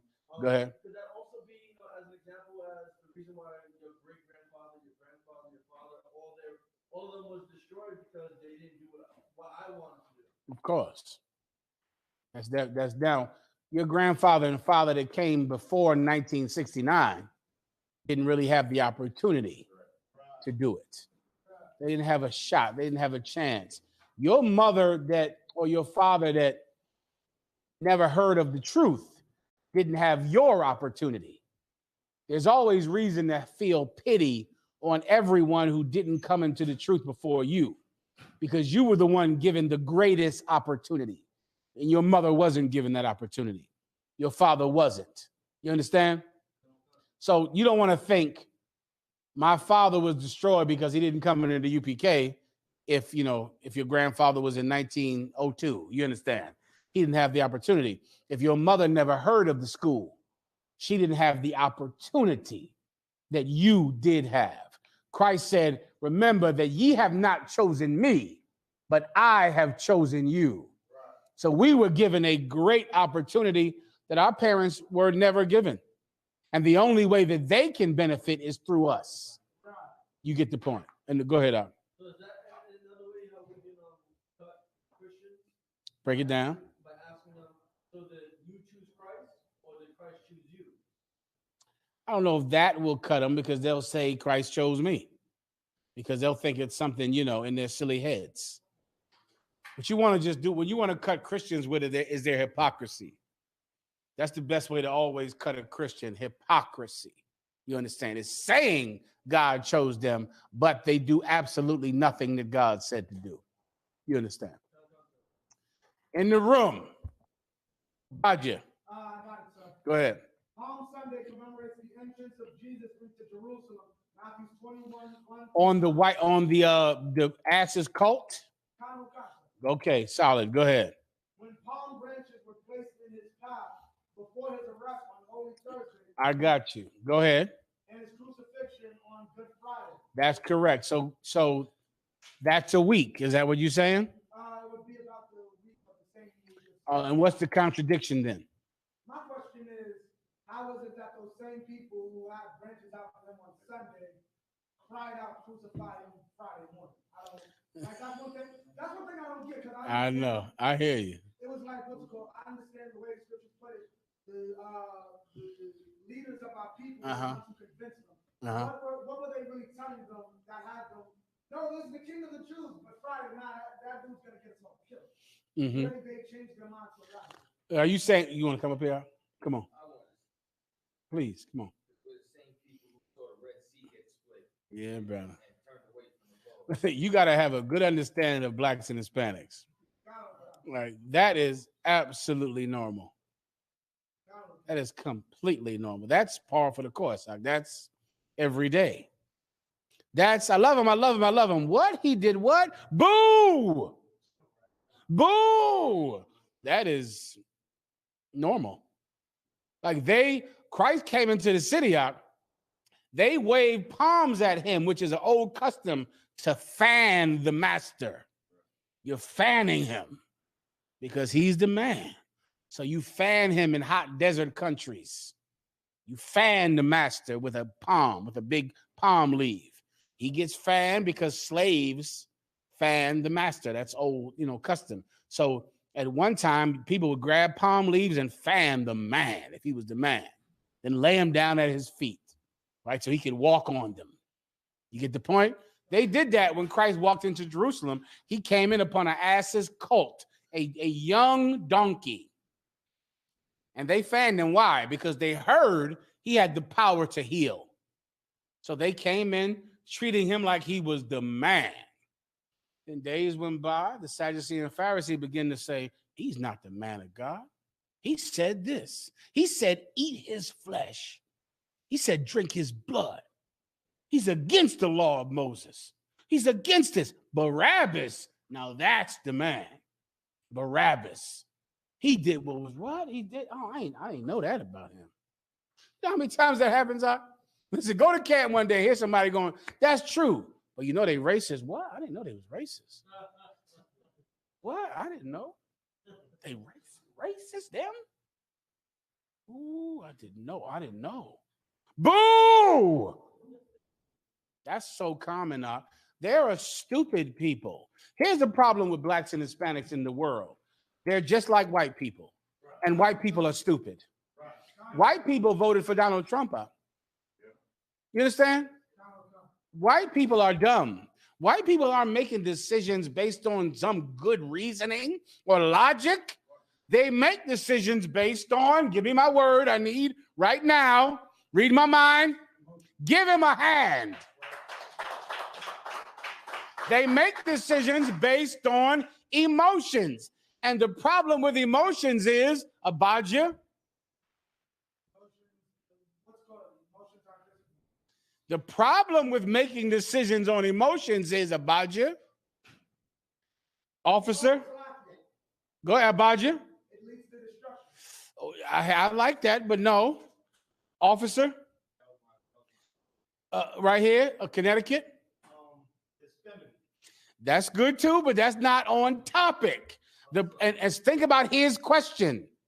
Think of his question. The problem with emotions is, Levi, think about his question. The problems with emotions is, Hazab? The problem with emotions is, last one, Abadja. It changes. Emotions change. You ain't never love a woman, then hate her? I hope not. You understand? But that happens. I can't stand you. Why don't you call me? Don't ever call me again. Why don't you call me? That's emotions. Emotions change. Emotions go from he is the king of Israel to crucify him. That's emotions. You can't make decisions based on emotions. And religious leaders, preachers are experts at manipulating your emotions. You understand now, Abadja? You've seen this before in your life, right? You've seen this happen. This happens all the time. People used to love Bill Cosby. They loved him. I remember being in the Truth Arc, and we were hated because we were not like the Huxtables. I remember that specifically, that it was like the Huxtables were what you should be. You should be going to college, being a doctor, and being like them. And here we are on the street corner with fringes and black and studs and spikes. We were not like the Huxtables. And people hated us because we were not like the Huxtables, and they would talk about it. We weren't the idea of what a black person should be like. The Huxtables were. That's how you should be. You should be like them. They loved Bill Cosby. He did what? I didn't know that about him. Boo! Kill him. You get the point. Emotions are blah, blah, blah. A bun. Yes, I do. I want to get into Bill Cosby right now. Officer, give Officer a bun a hand. As most of you know, Bill Cosby, they tried Bill Cosby for the crime of sexual assault. It was a ton of other things, you know. They're saying that he drugged some white woman, had sex with a white woman, right? They tried him before, and the jury decided that it was a hung jury, meaning they couldn't agree on whether or not he did it. They tried him again, and this time he was convicted. Bill Cosby was convicted on all counts. Each count, it was 3 counts. Each count comes with a sentence of 10 years in jail. If the judge wants, he could give him 30 years in jail. He could give him 10, meaning make them consecutive, or he could give him 30. You can guarantee he's giving him 30. You understand? 30 years in jail. Bill Cosby was convicted today. Of course, they'll try to appeal. That always happens. He's about 70 years old. If I could, let me show you what Bill Cosby is going to do 30 years in jail for. Bill Cosby is going to do 30 years in jail for that white woman, her. A bun, come on with it. She looks just like Steven Tyler, the lead singer from Aerosmith. Next to her, sir. Now see, I thought she looked like what's the exercise man back in the 80s? He does the exercise. Richard Simmons. Now I thought she looked like. Pull me up, Richard. Give me Richard Simmons. Now Steven Tyler is good now. I ain't fronting on that, but she looks a little bit more to me like Richard Simmons of the 1980s. I think we can all agree she's ugly. I don't think that's up for debate, is it not? We all agree that this is an ugly white woman that Bill Cosby is about to do 30 years in jail for her. Everybody gets that, right? Please. Now come on, Abun. You make the call, Abun. It's up to you. Now, which one do you buy? Come on, Kadazar, you. Come on. Who is this? Oh, no, I thought you was Kadazar. Who's Kadazar? Yeah, you get the point. Which one do you say, Tazar? Steven Tyler or Richard Simmons? You tell me. I mean, it seems like it to me. The hair matches that's Richard Simmons. Well, listen, Bill Cosby had to have her. He had to have her. He couldn't let her go home without giving him some. Bill Cosby is convicted, and here's the problem also. Bill Cosby is convicted and going to do 30 years in jail for doing something that in the 70s and in the 2018s, everybody does. Get a woman high so you can have sex with her. Now think about that for a second, brothers. Think on that. Bill Cosby says that give me the story, Abun. Give me, she took the pill. She didn't know what it was. She didn't know it was going to make her sleepy. She thought it was an aspirin. She took the pill, but the pill was something to make her sleepy. While she was sleepy, Bill Cosby touched her, groped her, squeezed her, and now Bill Cosby is going to jail for 30 years. About you. When you got the story, y'all tell me, all right? Go ahead. Mm-hmm. I had a sister tell me that's how you just give us some weed, give her a little thing to drink. Brother, everybody is going to say that because the best and most efficient way to get a woman is to give her drugs because women like drugs. That's what they like. If you're in a bar, if you want to get her out that bar, you pull a blunt out of your pocket. She's going to jump in your lap, and you can pick her up and take her out of the bar and do with her what you want. Now, if you like Richard Simmons type women, then you can get that kind of woman. But what Bill Cosby did is what is prescribed to people in the world, to give a woman drugs. She wants it. She likes it. Here's the problem with women, though. Women are, bring me home about you, emotional. So the sex that they want to have right now is sex they will regret later, especially when you're 70 years old or 30 years older than them. And they're hoping this might help them with their movie career. and they're hoping that they might get famous for it, or they're hoping that you were going to leave your woman, and you're not. Please get the camera on him, or a book deal. A bun has it now. He'll break the thing down to you. Go ahead. Of course. The assault Constand described in her testimony on Tuesday, the second day of Cosby's trial, is the stuff of nightmares. Oh, no. The two had met through Cosby's alma mater, Temple University. I went there, Salakia. Go ahead. Where Constand was on the basketball staff. She was playing basketball, dunking and alley-ooping on everybody.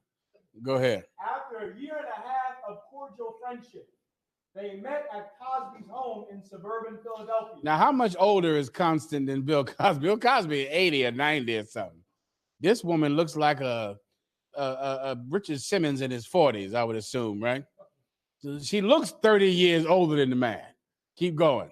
According to Constant, the comedian gave her 3 blue pills to help with the stress she was feeling over an upcoming career shift. Now, according to her, according to Constant, Bill they both love whores. Bill Cosby gave her 3 pills to help with her stress. That stress over what? An upcoming career shift. Because when she was changing careers, she took 3 pills that she knew the bitch could count. She knew she was taking 1, 2, 3 of these pills to help, and she knew these pills were what? To help her with her stress. Keep going. Quote, these will help you relax, he said. She knew that these were the kind of pills that help you relax. She knew they were drugs. She knew it. They're for stress. They help you relax. And you're taking 3 of them. Keep going. He said, according to her testimony. Once again, her testimony, not Bill Cosby's. Hers. Go ahead. Quote, put them down. They're your friends. Put them down, meaning swallow them. Put them down. They're your friends. He told her, take it. Take it. Now, you brothers out there who were in the world and who are in the world listening, you better think about how many times you've said this. And think about how many times in the future you're going to say it. Smoke, hit that, smoke that, take that to the head, do it. It's going to make you feel good, to make you relax. Keep going. They'll take the edge off. Keep going. When Constant asked if they were herbal supplements, she said Cosby nodded and gave her a glass of water with which to swallow them. When she asked, are they herbal supplements that make you relax and help you with your stress? I don't know what the hell that is. Oregano? Herbal pills that help you with your stress? With St. John's wort or something like that in the back. So he got convicted off the word of mouth, but this is years later. Oh, that doesn't matter, right? That's irrelevant. Go ahead. Depending on when the alleged sexual assault was committed, it has a very long statute of limitations. Yes. And the other thing I want to say is, I think it's 15 years. Go ahead. She remembered how many she took, and she knew what it was for. But then she also remembered if they were herbal pills. Yeah, she remembered that too. And Bill Cosby nodded. You understand? Meaning not yes, no, not no. This is drugs, woman. We about to get high and you're gonna be asleep and I'm gonna have sex with you. That's not what he said. He said, nodded and told her to take him. And he's about to do 30 years in jail. Go ahead. Sir, Weinstein and Trump got sexual assault cases. One is the president, the other one got When I think it was one of these child molesting cases came up, and I think it was New York City or might have been federal. They're saying we need to change the statute of limitations for that. Like, you find out all these child molesters, once the kid is finally 25 and they finally want to come out the woodwork, oh, time's over. But Bill Cosby has to go to jail. Yes, he does. And you can guarantee Weinstein is not going to jail. Right. And Donald Trump is not going to jail. Donald Trump did this to 13-year-old girls. Right. Keep going. A few minutes later, quote, I began to slur my words, and I also told Mr. Cosby that I had trouble seeing him, that I could see two of him. Constant testified, according to a report from Billy Penn. Cosby told her to relax and brought her to a couch. Mm-hmm. She lost consciousness. When Constant was, quote, jolted awake, she said on Stand Tuesday, Cosby was assaulting her. I felt Mr. Cosby's hand groping my breasts under my shirt. I also felt his hand inside my vagina moving in and out. And I felt him take my hand and place it on his penis and move it back and forth, she said. In my head, I was trying to get my hands to move or my legs to move, and I was frozen.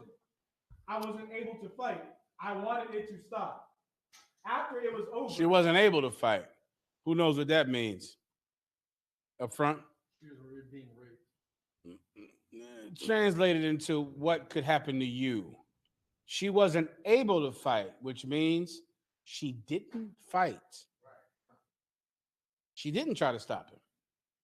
Right? So as you are with that white woman that you love and that you want to have sex with, you will think she is for it because she's not stopping you. She'll just go in court and say, I couldn't stop him because he gave me all of that weed and all of that liquor. I thought it was a beer. Meanwhile, he had put some vodka in that beer. That was a Boilermaker. I thought it was just a beer. But it was he put some vodka in that beer. I thought it was just some what's the weed that doesn't get you real high, and then that other weed that will blow your goddamn head off. Levi, what's the one you smoke?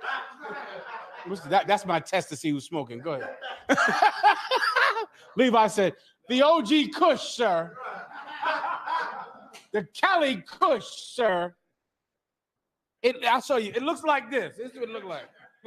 It's dark green. I'm joking. Levi don't smoke no damn weed. He's a priest. Go ahead, Levi. Say again? Damn, I ain't never heard of that one. Zaryak, bring it out. Yeah, bring it out. Huckleberry. God damn. The Huckleberry. Is that real? Well, here you go. The woman thought she was just smoking some regular old ghetto weed. You gave her the dipped formaldehyde chronic. She didn't know it was that. Weed is legal in most states. It's becoming very legal. But there's different strains of it. She's not getting the herbal pill. She's getting this one. She ain't getting the regular weed that's mild and just, just makes you relax. She's getting the mind-blowing Snoop Doggy Dogg weed. You're going to jail 30 years because you nodded as opposed to shaking your head. You're going to jail 30 years because you are a lustful bastard that needs to have sex with white women that look like Richard Simmons in the back. I was going to say, so if you bring this on the street, you're doing it inspirational. That's where I'm going. I'm going right there. Keep going. Got on one kind. After it was over and she could move her body again, she says she moved into Cosby's kitchen where he gave her a muffin and some tea.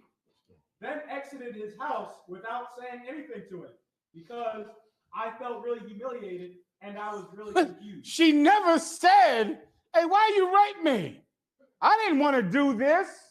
I didn't like this. Don't stop. She never said stop. She never said don't. She never cried out as the Bible tells a woman to cry out. Right. She just left and didn't say anything. Why? She was so confused. And she's only a little white girl, looks like Richard Simmons. She doesn't know any better. I thought there was 3 herb pills, whatever the hell that is. I thought there was 3 pills made of oregano and sage. I didn't know that this was stuff I did know it stops stress, and I did know it makes you relax, but I didn't know it makes you that relaxed. She's a white woman, and white women, wars start over white women. The first Iraqi war started over a white woman. You look it up. George Bush Sr. came out and said that when the Iraqi soldiers were searching an American woman, they went up her skirt.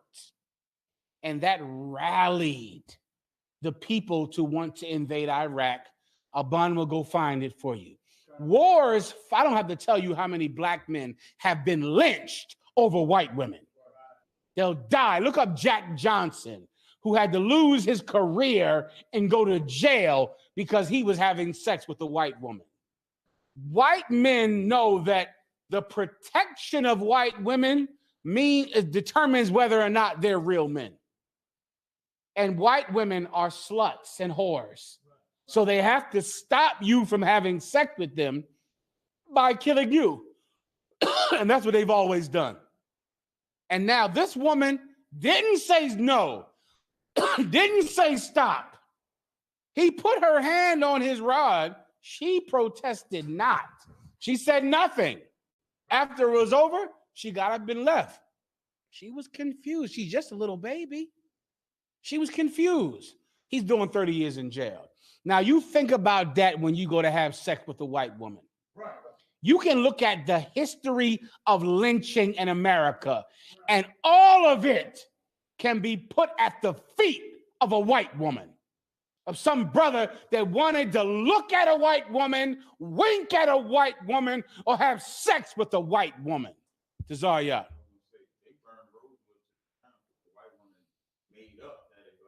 Rosewood.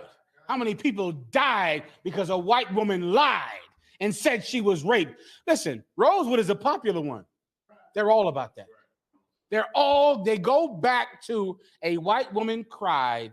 A white woman felt she didn't feel safe. You're going to go to work next week, and some white woman is going to say, I don't feel safe, and you're getting fired. When a white woman says, I just don't feel safe. Brother, get your resume together, right? Get it together, man.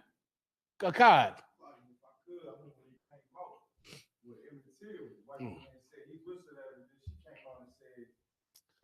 40 years later, 50 years later, she said, he never whistled at me. They murdered that boy. Let me let him finish so I can tell you the breakdowns and the different viewpoints you can go at on the street. And you need to bring this out. You got to strike on this week. Black people know it's unjust. Black people know it's wrong. They agree. You want to use it to bring them to the realization that they have to change their lives. Abun, any more? Yes, sir. Sometime later, according to Constant, she returned to Cosby's home to demand to know what was in the pills he gave her. Mr. Cosby looked at me and said, I thought you had an orgasm, didn't you? Constant said, and I said, I did not. I just want to know what you gave me. After a while, she decided he wasn't going to give her an answer and left. 30 years. That's it. 30 years in jail, an 80-year-old man. Right.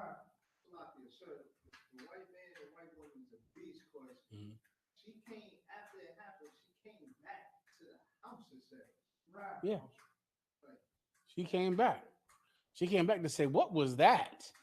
Right. Why did she ask what was that? To get some more. Right. To get some more. But of course, later on, let me tell you, and this is you young brothers, you don't know much about sex. Let me teach you something about sex. Y'all don't know nothing about sex. I don't know what y'all in there doing, fumbling and flipping around. And I don't know. You're trying the best you can. Lord be with you in it all. Let me help you. Let me help you when it comes to that sex. Tazaryak, break down sex to these young brothers. Tazaryak, he know about some sex. He don't want to teach y'all that because he's too humble. I'm not humble, and I'm gonna tell you about sex. This is what a woman will do in many cases. If after the sex, if she doesn't feel valued, if she can regret it, and that regret will make her feel like she has been raped. You understand? Like in her head, it's like, I was raped. Why? Because I didn't really want to do it. And a woman thinks she doesn't want to do it. I'm trying to get your head in this space. It's hard to understand. Even though she said yes, if afterwards she feels like she should not have said yes, you made her say yes. You understand? And she will feel the feeling that is the feeling of rape. She'll feel it. It'll be like, and counsels, I've asked them, well, did you want to have sex? No. Did you tell him? No, I didn't tell him. Did he rape you? And I got to press them to say, did he rape you? No, he didn't. He didn't. I wanted it at the time. But of course, later on, I regretted it. And they don't know the difference between regret and rape. It's cloudy because they are very, what did Richard Simmons say? They are very confused. They're so confused. So it's like, was I raped? Feels like rape. I didn't tell him to stop. I let him do it. But I wish it never happened, and I didn't want to do it. A bun. Like, sir, do you want Sally Hemings and Thomas? Yeah, 1 second. In the back. I was just going to say, it's emotional. It's emotional. So now, why am I telling you this? So you don't end up like Bill Cosby. Bill Cosby is a rich man. This week also, Meek Mill's got out of jail. Let's all throw a party. Let's all put candles on a goddamn cake and go play that Meek Mill song where he talks real slow, then talks real fast. I don't know which one that is. Okay? Let's all do that. Someone did it, whichever one that is. Right. Let's all play that and cut a cake up for Meek Mills because a rich man had to do 2 months in goddamn jail and act like he was in Guantanamo Bay. Hired every lawyer, came on every TV, had a parade, had a whole activism thing because a rich man had to go into the prison that he claims he's so gangster and can go in. He had to go in there 2 months out. Listen, the funniest thing in the world when he came out that jail, like the way he jumped in that helicopter, who did not see that? It was hilarious. Meek Mill got out of that prison like he was a free man from a slave ship. Like he was on a slave ship rowing from the west coast of Africa and was freed up front. I'm waiting to see how much more he sells out after this. Listen, I mean, I imagine Jake's in the world. This is going to my bigger point. You are poor and suffering, but all you care about is the plight of rich men. That's what you care about. What happened to Bill Cosby? But what happened to Bill Cosby means nothing to us. What happened to Meek Mill means nothing to us. But I do hope that I can help some poor brother not have sex with a white woman and get her high because she's a drug addict and you're a drug addict and go to jail for 30 years. I would hope that I could help you because you will not have the lawyers Meek Mills has. You won't have the lawyers that Bill Cosby has. You will go to jail and it will not make the news up front. Yeah, so like it, sir. A lot of these people that Kennedy, when he came out free, they have somebody in their family that's locked up that came out. They don't even want their life. They don't even want to. Meek Mills is not a gangster. Right. That should be clear now. If that was debate, that is not debate. Meek Mills is not a gangster. Gangsters can jail, Lock. They can jail. They can go up in that jail and they can get on that goddamn bunk, eat that slop, and they can do it. If you think Meek Mill is not going to snitch on you, you better be careful because Meek Mill cannot do a month in jail in protective custody. Meek Mill is not a gangster. Now, that's fine. You don't got to be gangster. That's fine.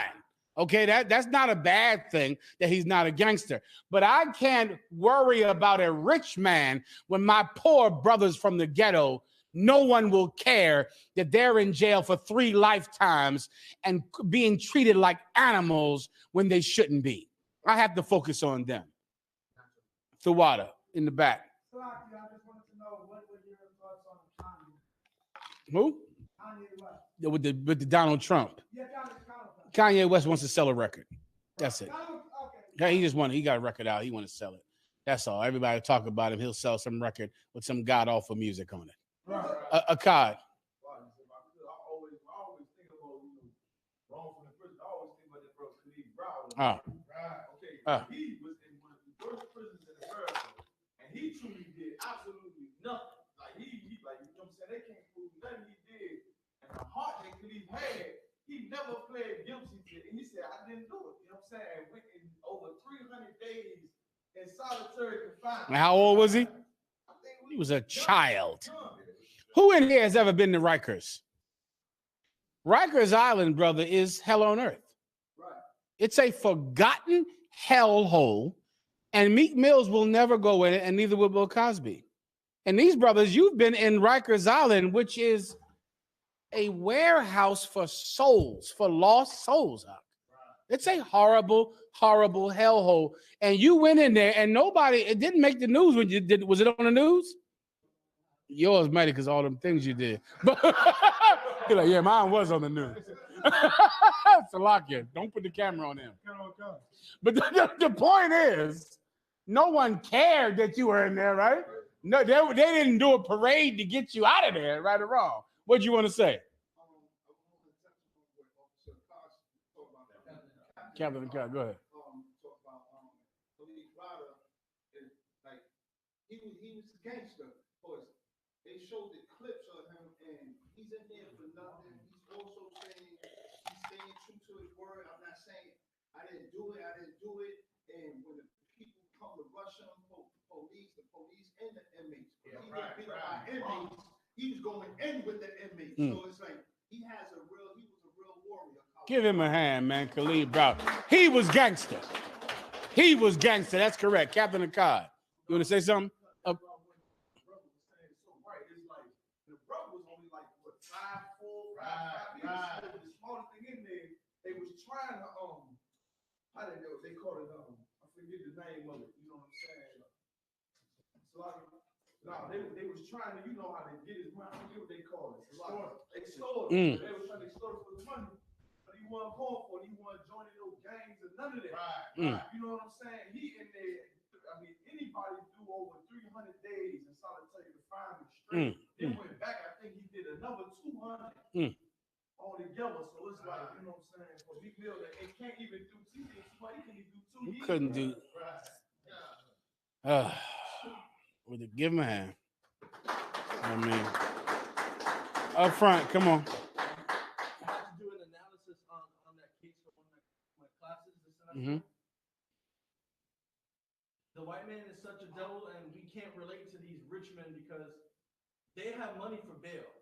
Right. He was in there being denied bail every 2 months, every other month, and when they brought him to court, they would push it back. So he would keep going back and forth. The postponement. That's that classic postponement. You coming back every 30 days, and it's postponed, and you just in there because you don't have enough money for bail. That's why you in there constantly, because you don't have enough money for bail. What I got to do? Have a parade over Meek Mill? Should I cry over Bill Cosby? Nah. I don't have any tears left out. I don't have any tears left. Please, up front. You got him. Go ahead. Say again. You're right. Hold on. Listen, he's right.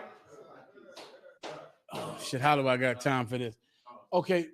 Let Abon bring out. Brian is going to pull up some historical basis for what happened with Bill Cosby. Bring it out, Abon. So this is from Monticello.org. Thomas Jefferson and Sally Hemings. You've heard of Thomas Jefferson. There's a monument to him in Washington, D.C. Thomas Jefferson was a famous rapist of black women. He raped a woman named Sally Hemings, who was his slave. He had power over her. He had sex with her, and she did not have the ability to say no, which is by definition rape. If a prison guard has sex with an inmate, by definition, it's rape, because the prison guard does not have the ability to say no. It's rape. If you have sex with a child, by definition, it's rape, because the child doesn't have the ability to say no. Thomas Jefferson raped Sally Hemings, and the white man treats it like it was a goddamn Romeo and Juliet love story when he raped his slave. Keep going.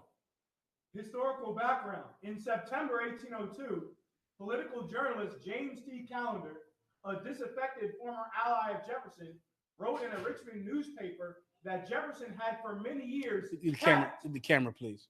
as his concubine one of his own slaves. Go ahead. Her name is Sally, Callender continued, adding that Jefferson had several children by her. Thomas Jefferson is a rapist, though. There's a monument to him in Washington, D.C. A monument, the Jefferson Memorial to him in D.C. A bun. I had Strom Thurmond. Sir? Go. Strom Thurmond is a famous racist. I remember him as a kid. He hated black people on the floor of the Senate back then. He didn't hide it back then. He was a senator of probably Alabama. Hell, keep going. Go ahead. Senator of South Carolina. Good enough. Same thing. Keep going. Storm, it's like it. This is from the Washington Post. Storm Thurmond's black Strom. Like Strom Thurmond's black daughter and blood. Now, Strom Thurmond was a famous. What's the word for when they want to keep black people separate? Go ahead. He was a Dixiecrat at one time. He was a Dixiecrat. He was a Democrat that believed in segregation, believed that blacks should be separate from whites. The blacks were lesser than whites, but he was having sex with a black woman at the same time. Now, that black woman was his, housekeeper. It's always the house damn keeper, right? Who else had sex with the housekeeper? Arnold Schwarzenegger had sex with his Mexican housekeeper. How could they say no? If they say no, their children get deported. If they say no, they die in poverty. Arnold Schwarzenegger is a rapist. Strom Thurmond is a rapist. Keep going. Strom Thurmond's oldest child, born when he was a 22-year-old man, and her mother, Carrie Butler, a 16-year-old black maid. 16. Now, when I said she was a maid, I didn't know she was a maid. But it's obvious that she was a maid. It's obvious because that's what they constantly do, is to have sex with a woman who cannot say no. What do people in the Me Too movement always say about these relationships? It's about power, not about sex. You Google that on your own time. He's having sex with this maid as opposed to meeting a woman out walking down the street because this maid does not have the ability to say no. Strom Thurmond raped his maid. Arnold Schwarzenegger raped his Mexican maid. Thomas Jefferson raped his slave. Keep going. Carrie Butler, a 16-year-old black maid in his father's house, had kept the senator's secret and opened one rumor about but never revealed when he was alive because she had said he trusted me and I respected him. As in the case of Thomas Jefferson, another successful Southern politician who was father to black children. Let me explain to you why black men, you can put the camera back. This is why black men, you might have wondered this your entire life. Why do black men, when they're rich and powerful, decide to have sex with white women? Because that's what a white man would do. Right. You understand? If a white man is rich, Arnold Schwarzenegger was Arnold Schwarzenegger in the 80s, which meant what? He was the most famous devil in the world. Right. He could have sex with models, actresses, rich white women. He chooses to have sex with his Mexican housekeeper.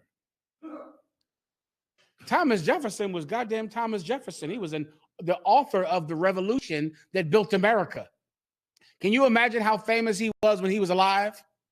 He won the American Revolution. He was the goddamn man in America. He has sex with his slave. Do you understand? Right. Black men have sex with white women because they learn immorality from white people. They learn to be immoral. They learn to be of low character from white people. A white man, if he gets super rich, he's having sex with the au pair girl. That's another word for babysitter. That's or the babysitter, or the maid, or the housekeeper, or the secretary. Because he's immoral. Because he wants a woman that doesn't have the ability to say no. He doesn't want to go out there and really have to charm a broad. He don't know what it's like to go out there and have to get all smelling good, smelling like frankincense, wash up, look good, shine your boots. Get that shalom. Shalom, as we say, shalom. He don't know what that's like. Don't understand that. What does he do? The maid is there to be the biggest story in the world. But brother, just know that when black men have sex with white women, it's because you learn to be immoral from rich white people, from rich white men. Can I go? Can I move on? Now let's go to Tazadakia. Give the Lord a hand. Let me tell you something. I ordered the brothers in New York to make a picture of General Yohana to fit right here. This is the space for it. Get the space. This is the space where I'm putting a picture of Commanding General Yohana right here on this wall. If it kills me, it's gonna go right here. The space is already put out right here on this wall. Well, I'm gonna put how many feet is that? 5 feet, 6 feet? I'm gonna put a 6 feet of Commanding General Yohana on this wall. Now, I went and got the picture made. General Yohana found out about it and went and took the picture so that I couldn't put it up on the wall. I said, hey, brother, where's the picture at? They said, General Yohana took the picture. I said, God damn it. General Yohana took the picture for me because he does not want that picture to go up on the wall. He cannot stand it. He hates it.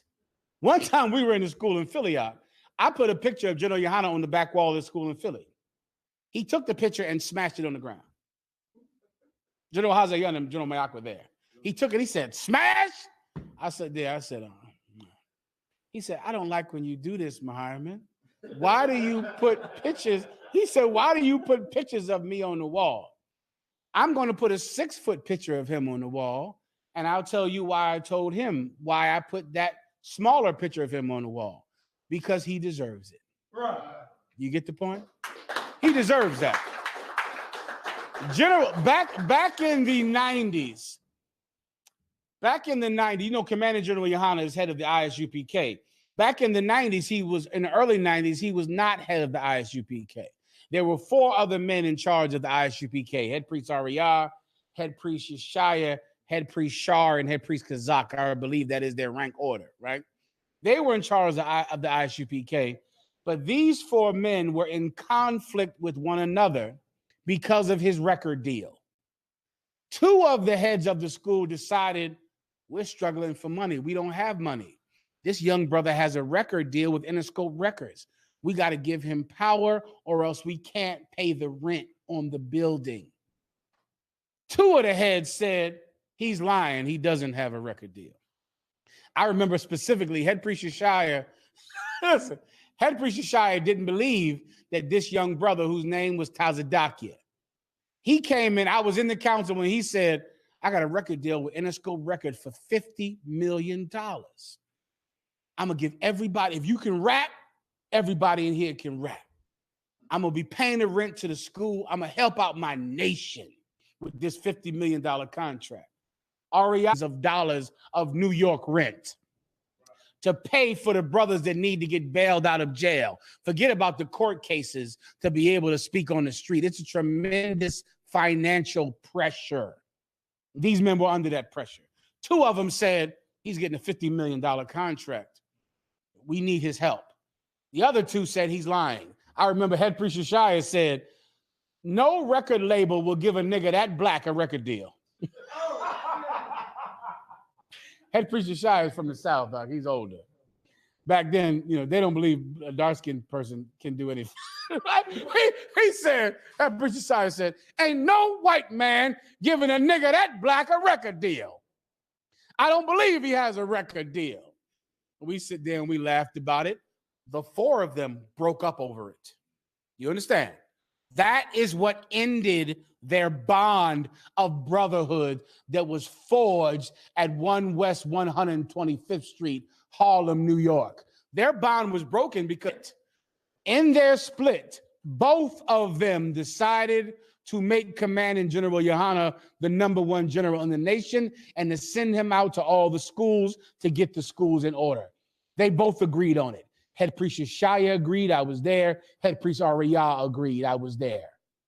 They both agreed. They hated each other, but General Yohana just was, he had such a reputation for being so honest. You get my point? That's the best way to describe it to you. He was just virtuous, like a cat that didn't care about money, that didn't care about rank. And everyone felt comfortable with giving him power because they knew he was not political. He didn't care about being power hungry or gobbling up money. And they both said, go do it. You should go do it, Yohana. Why don't you go be in charge of all these schools? You should go do it. And they broke up. And they fought each other and they hated each other. They didn't speak. Two of them, Shar and Ariel, went on to start the Israelite Church of God and Jesus Christ under Tazadakia, who was now called Chief Head Priest Tazadakia. Give me the apostolic succession. Look that up. Look up Black Icon Entertainment. You'll find videos about them. Brother, this went to happen when he got in charge of that split. Oh, he was rocking and rolling, Jack. Oh, he went and got a big tour bus and put his face on it. Somebody find that for me. He had a giant tour bus sock with his face on it, and he renamed himself the Comforter. Just feel that for a second. Feel that around your waist and arms, and how it just gives you comfort. It squeezes you a little tight, just so you can feel his comfort. And he would just hold you in his arms. And he put it on a tour bus and went on a tour, the Comforter tour, and a tour goddamn bus with a white pigeon on, a white dove on it. Who can find that? God, find that for me. He went on the Comforter tour all over the country, which means New Jersey, and he came back. But brother, the Hebrew Israelite world was looking like he was taking the whole thing. We were going out in the street, everybody would come to us and say, yo, he got a tour bus, man. Y'all out here speaking on the street corners all over. What are y'all doing? Tazadakia got a tour bus with his face on it. Oh, he was rocking. Oh, he was, dominating. One day Tazadakia was going to every Israelite camp. He would bring 50 men and tell them to get down or lay down. He went to Rakar and he told Rakar, you better come talk to me. And he would stand in front of their street speakings and say, you shouldn't be out here. I don't want you out here speaking. You better come talk to me right now. Rakar gave up the spirit. That old GOCC Rakar and that all white that loves white people, he confessed and said he was wrong. He shouldn't be out there speaking to Tazadakia. You can find it on YouTube. One day in Baltimore, he came up against the Isupk. He brought 50 men against us in Baltimore. Commanding General Yohana was there. However, we won West. Oh, we went horrible that day. And we just jumped we got off the podium. We just jumped off the podium. All I can remember is picking up the Mary statue. And I picked it up and I went to throw it at him. And General Yohana said, Bahayman! And I put it down. And General Yohana just got on the mic and we just blazed them to death. Right. They did it again years later, but they didn't come against us. They just walked up and down the street. But by then, you couldn't come around us anymore. By then, if you wore red and white around us, you were catching hell. You couldn't be around wearing red and white after that day. If you came around, if we saw you, you were a target after that. Salaki, everybody gets the point. All right, so that went on, brother. That went on. They went to they beat up some cat in GMS. They put him in the hospital. Some cat in GMS, they beat him up and put him in the hospital on 34th Street because Tazadakia just didn't allow you to go out and teach, and you couldn't deny him. He was the comforter, the God-sent comforter. You had to have such courage to go out or such anger to go out, or a little bit of both, which is how we combine them up. So I don't know what the difference is by now. They just all one thing to me. Okay, so we went out in the street. That went on. Every week, something is happening. Somebody coming over to you. Tazadakia doing this. Tazadakia, they had their Passover in the Manhattan Center. Who knows what that is? That's in downtown Manhattan. That's where they had their Passover. Is someone inevitably will come over to you and say, look at their Passover. Show me a 2008 Passover. Give me something. Give me something to show everybody.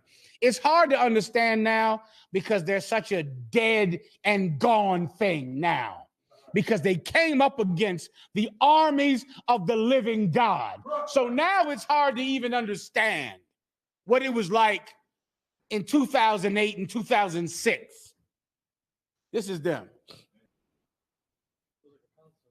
It was like a concert.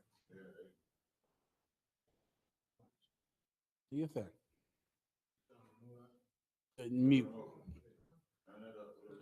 Oh, that's Boys the Men right there, y'all. That's Boys the Men. Doing the Temptations. I forget what song this is. It was a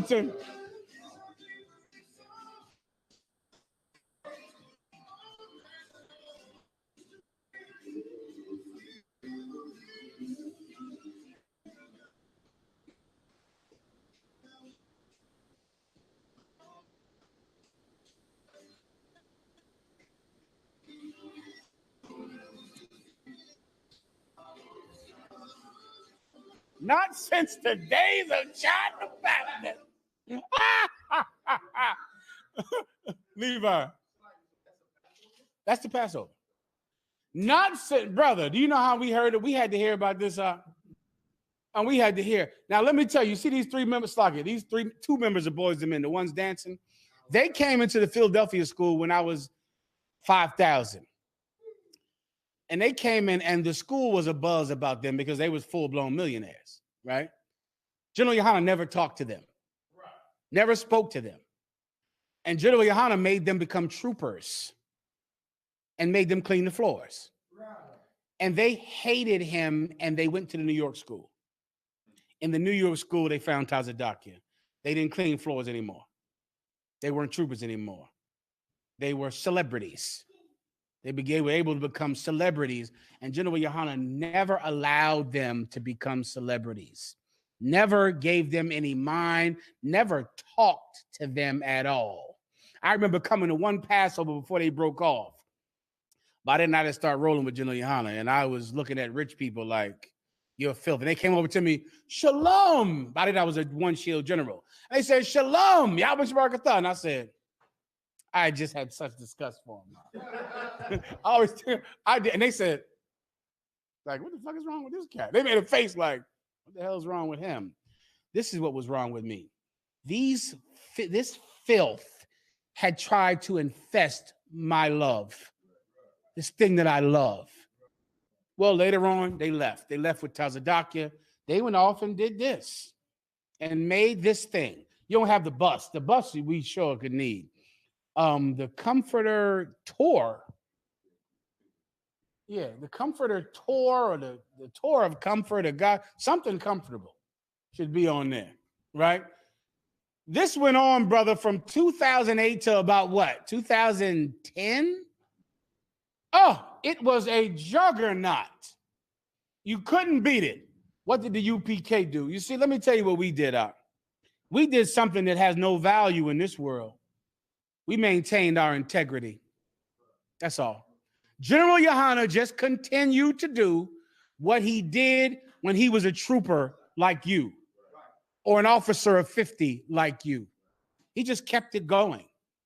The heads hated each other. They broke apart. Some of them believed that Tazadakia was the answer to financial stability. The other two hated the other one so much they just went back into the world.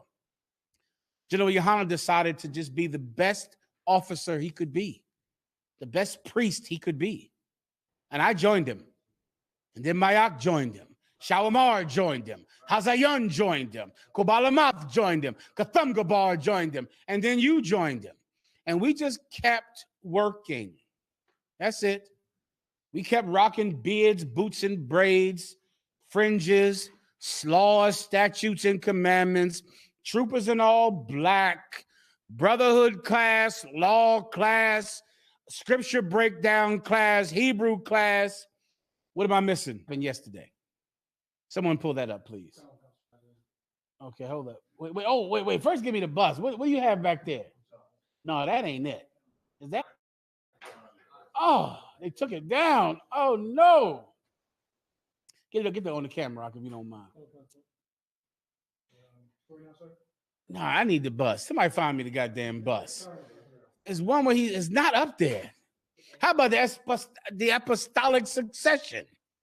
If you can hold up. When I looked at the succession, it gives you the definition of today. Oh, they didn't got rid of these videos. Okay, you see this one? See the GOC? What's that shit called? Salakia, the ICJC. Look at, and for y'all fake Israelite groups, I know you got to make an acronym because we're an acronym. Don't make an acronym so goddamn long I can't even talk about it. The ICGJC. That's too much acronym, y'all. Play that one. That's the one they came out against us in Baltimore. Yeah. Play this one. I like this one. Oh, this is theirs, though. Fast forward. Fast forward. Fast forward. Oh, they ain't going to show the footage. You got to play our version. Yeah, this is it. This is their tape. Go ahead. Play it. He is so paranoid of me. He is so afraid. That's right. I'm going to wake black people up. That's right. He sent these lowlights out here to try and stop me from teaching black people. Let me tell you something, man. Can't no man stop me from teaching black people. That's right. Unless you ready to put me to death, and I ain't even think most of you came out here. Always on that corner. I come out here and start teaching on the corner. I ain't said nothing about them niggas. I heard me come out here and say a word about them niggas. Until they start now trying to move on me. Them niggas ain't gonna move me. I'm not gonna get run off no corner. You know why? Because these niggas is bitch men. They come against me and a couple of brothers teaching the Bible. But they ain't gonna never say nothing to a drug dealer because they bitch made, that's why. They ain't gonna never come up against the Christian church. Oh, they ain't gonna never do that. They ain't gonna never come up against the Muslim mosque or nobody with real power. They ain't gonna try to come up against me and get me off the corner. Them niggas better be ready for death. Turn around and say that he's not the God sent company. Black people, and they think they gonna run me out of Baltimore. Ain't nobody gonna run me out of Baltimore. This God sent it, goddamn. Is that why they over there? That's why they out here. You gonna never see them out. I'm the one being on that corner. Then they gonna come out and set up over there because they gonna think they gonna run me out of Baltimore. I'm gonna teach black people in Baltimore. You wanna get rid of me? You better put me to death. Stop. Stop. Okay. Okay. Let me tell you, brother. It's hard to explain to somebody that hasn't been there. This was a long time. It was a lot of battles. I mean, we had to fight. We fought for every strip of land we stood on to speak. Every strip of land. And just so you purple faggots can know, we'll fight again. Right. Oh, we'll do it again. We'll do it again for a piece of nothing corner. With no people out there. With nobody that even comes by. We'll do it again. It's who we are. A bun. Give him a little more. And then give me somebody else hold. I gotta wrap it. So give me what happened. Yeah. The water. Go ahead.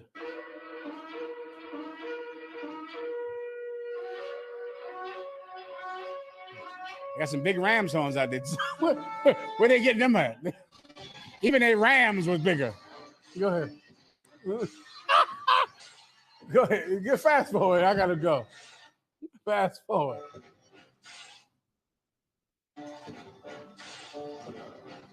I got to wrap it. You get that. That's the rate. These is homosexuals right here. Tell you, ask your daddy what that is. You get the point. Everybody understands that. Let me right now. Boy, that was glorious, and wasn't that amazing? That'll make you think you should join it.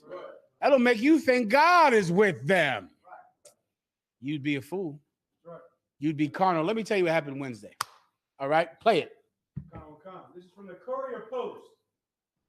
Black separatist church leader from New Jersey accused of diverting millions of dollars. Wait, where's the one with the 5.3 at the top of the page? That's the one I got. Give me the one with 5.3 sitting up bold. Is it going to bring it down? Go ahead. Yeah, it's gonna break down with you. Go ahead. A Burlington Township man posed as an, quote, entertainment mogul. He posed as an entertainer. We didn't play the black icon. You don't have that either. Black icon entertainment. Oh, they got rid of all of it. Listen, they had this rap group, ton of Philly and New York rappers who was rapping up a storm. They would call themselves names like Saint Ivan, Saint Bartholomew, Saint this. And they were the black icons, like an icon, you know, the Russian icons. And that was their rap names. Saint Ivan, Saint Bartholomew, Saint this. And they rapped. Awful rap. Horrible rap. And they thought they were going to be famous off of this horrible rap. They would rap all the goddamn time. And Tazadaki, because he had a big record deal, and he had a Maserati and a Rolls Royce. And you see in Harlem, you've seen this Rolls Royce parked out there on Lenox Avenue, a Maserati and a Rolls Royce. And they thought that the record company was successful. Come to find out, it was all a lie. Read. In a scheme to avoid almost $2 million in federal income taxes. Keep going. Authorities said Wednesday. Jermaine Grant. That's his slave name, Jermaine Grant. Go ahead. The leader of the Israelite Church of God in Jesus Christ, and another church official diverted more than $5 million in church funds over 9 years. $5.3 million they took from the church and put it into the record company, thinking that nobody had a calculator or a goddamn mind to be able to know that you don't sell any records, but the record company is making millions of dollars. Right. He just took the money from the church, put it into the record company account, then he could spend it as he felt because it wasn't nonprofit money. It was the record company's money. And that's what he did. And that's what fooled Arya and Shar and so many brothers who left the truth. They thought he was rich and famous. He was taking the tithes money and putting it into the record company and then going, the record company's account is rich. And they went, oh man, you're making a lot of money. It was their money. But what did they know? They were prophets of God. They weren't accountants and men that cared about bank accounts. These were men from the street who became prophets of God. He was a wily snake, and he fooled them. He took money that was theirs, put it in his bank account, and then said, look how rich I am. You should let me be in charge. Keep going. According to the U.S. Attorney's Office for New Jersey, more than half of the money went to Grant's personal use. So when he would transfer $5.3 million into the record company's bank account to act like it's profit from all of the records they selling, they didn't sell any records. Half of it went to him. Half of it. Keep going. Including private school tuition for some of his children. Oh, his children went to the best private schools in New Jersey. Those little brats. Right. Them little future whores and pimps. Future liars. His children, a bunch of future pimps and a bunch of future liars. They went to private school. Go ahead. Including private school tuition for some of his children who were chauffeured in a Mercedes-Benz paid for with ICE GJC's funds. That's what happened. That's what happened. That's what you get for leaving the truth. This is what happens to General Yohana's enemies. This happens, and this always happens, and it will always happen, purple faggots. This will happen again. This will happen again. I've never seen it be different. Keep going. The federal prosecutor's office said Grant, described by the Southern Poverty Law Center as the leader of a black separatist group, also allegedly used ICGJC's funds to buy luxury goods and vehicles. Oh my, he had a Maserati. I've seen it 1,000 times. The Maserati, the Bentley, the Rolls Royce, he had so many goddamn cars out. And whenever you would say, well, listen, we can't care about money. We got to care about the laws. They would say, God ain't with you. Look at Tazadaki's car. Look at what he has. God is with him. Look at everything he has. And we would keep grinding. We would keep teaching. We would keep blazing up Christians and Muslims and grinding them into powder. And we would find amazing young brothers. We found Captain Desariak. We found Captain Akkad.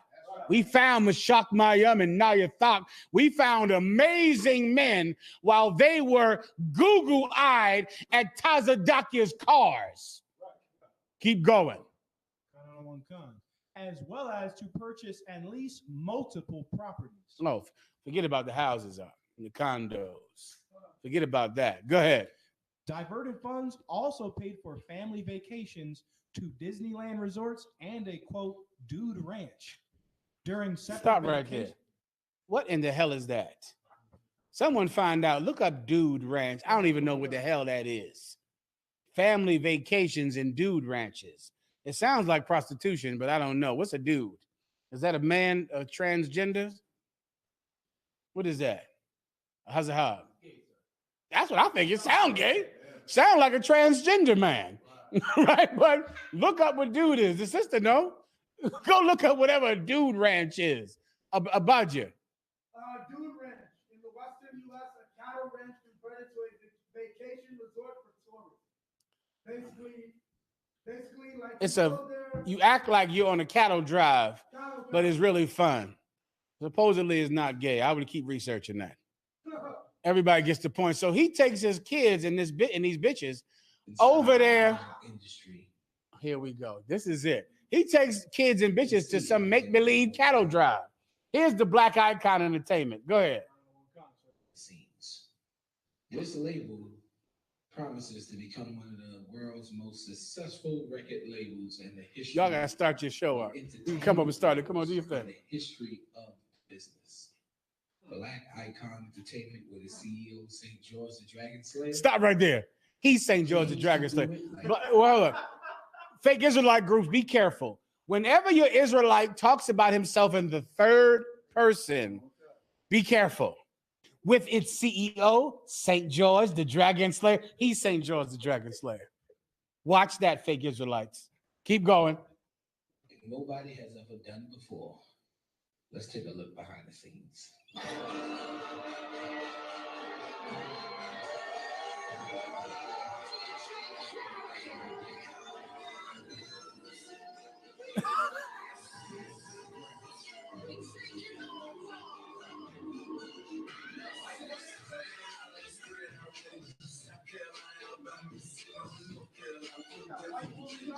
Yes, brother, the other white woman. That's correct, Doc.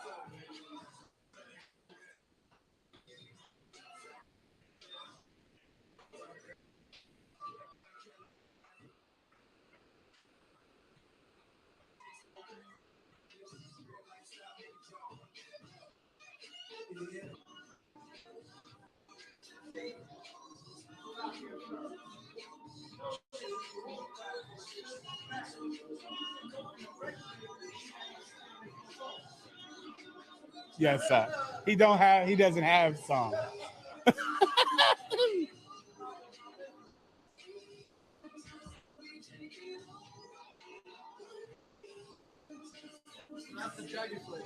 Yeah.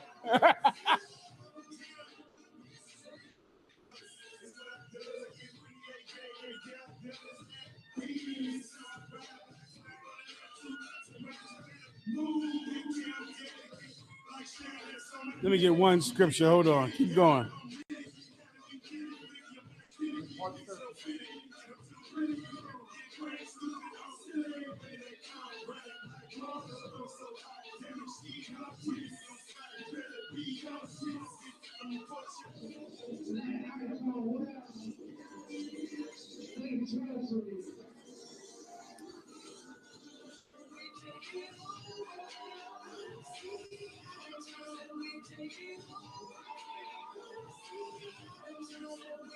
Somebody give me the book of Exodus. I shall make thy enemies my enemy, my adversaries. Keep playing until you find it.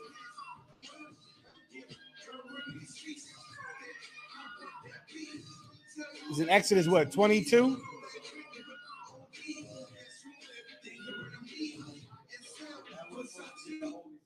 That was the Holy Spirit. Go ahead, Bun.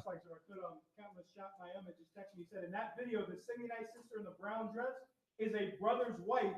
He took and kicked the brother out of the school. And those stories are all over the place. Don't forget about taking a man's woman. That was happening every goddamn day. Let me get one precept. Where is it at? You can take the camera down. This is what I want every fake Israelite group to remember.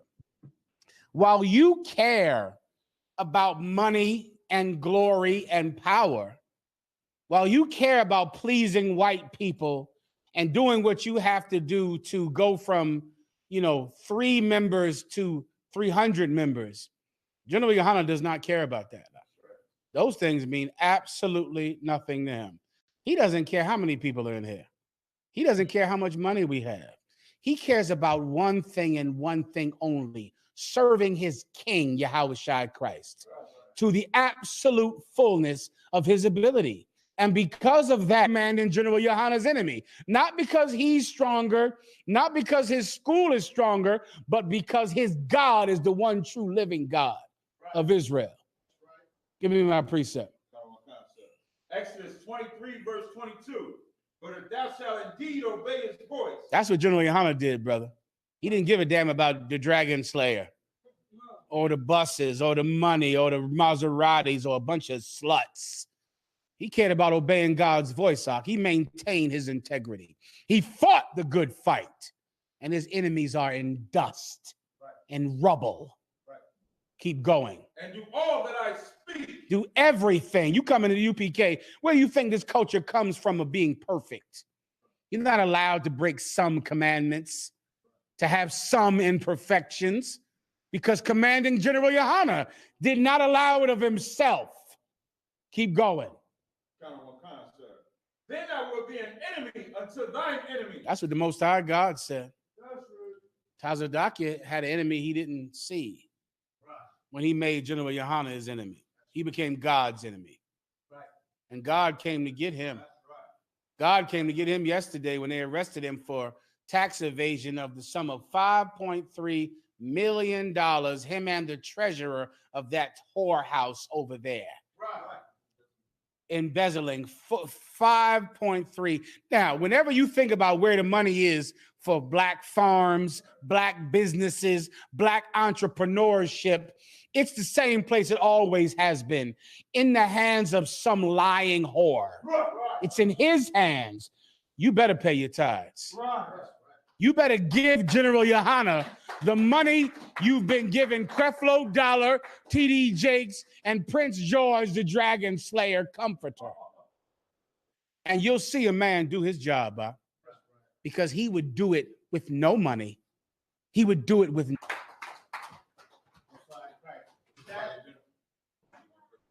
Come on.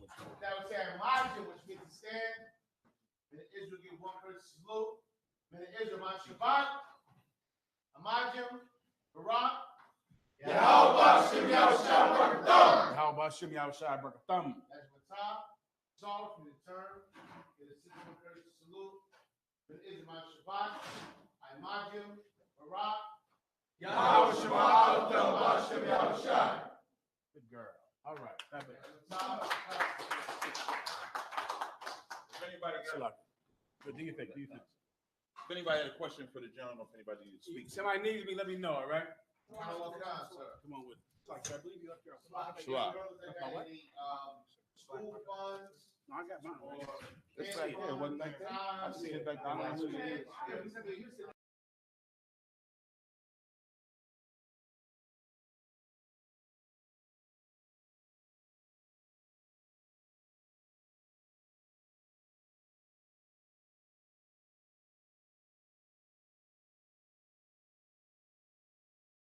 I call out a walk. I pray the devil die and get every evil thing the Lord got to get. And listen, I know you look at us in the state we in right now. Come here, child.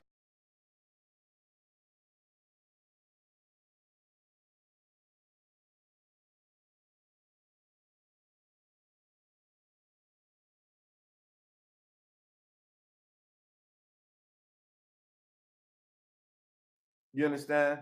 Once you come into, the race of having to teach and things like that, warn your people. Warn your people of Christianity. Warn your people of these fake Israelite groups.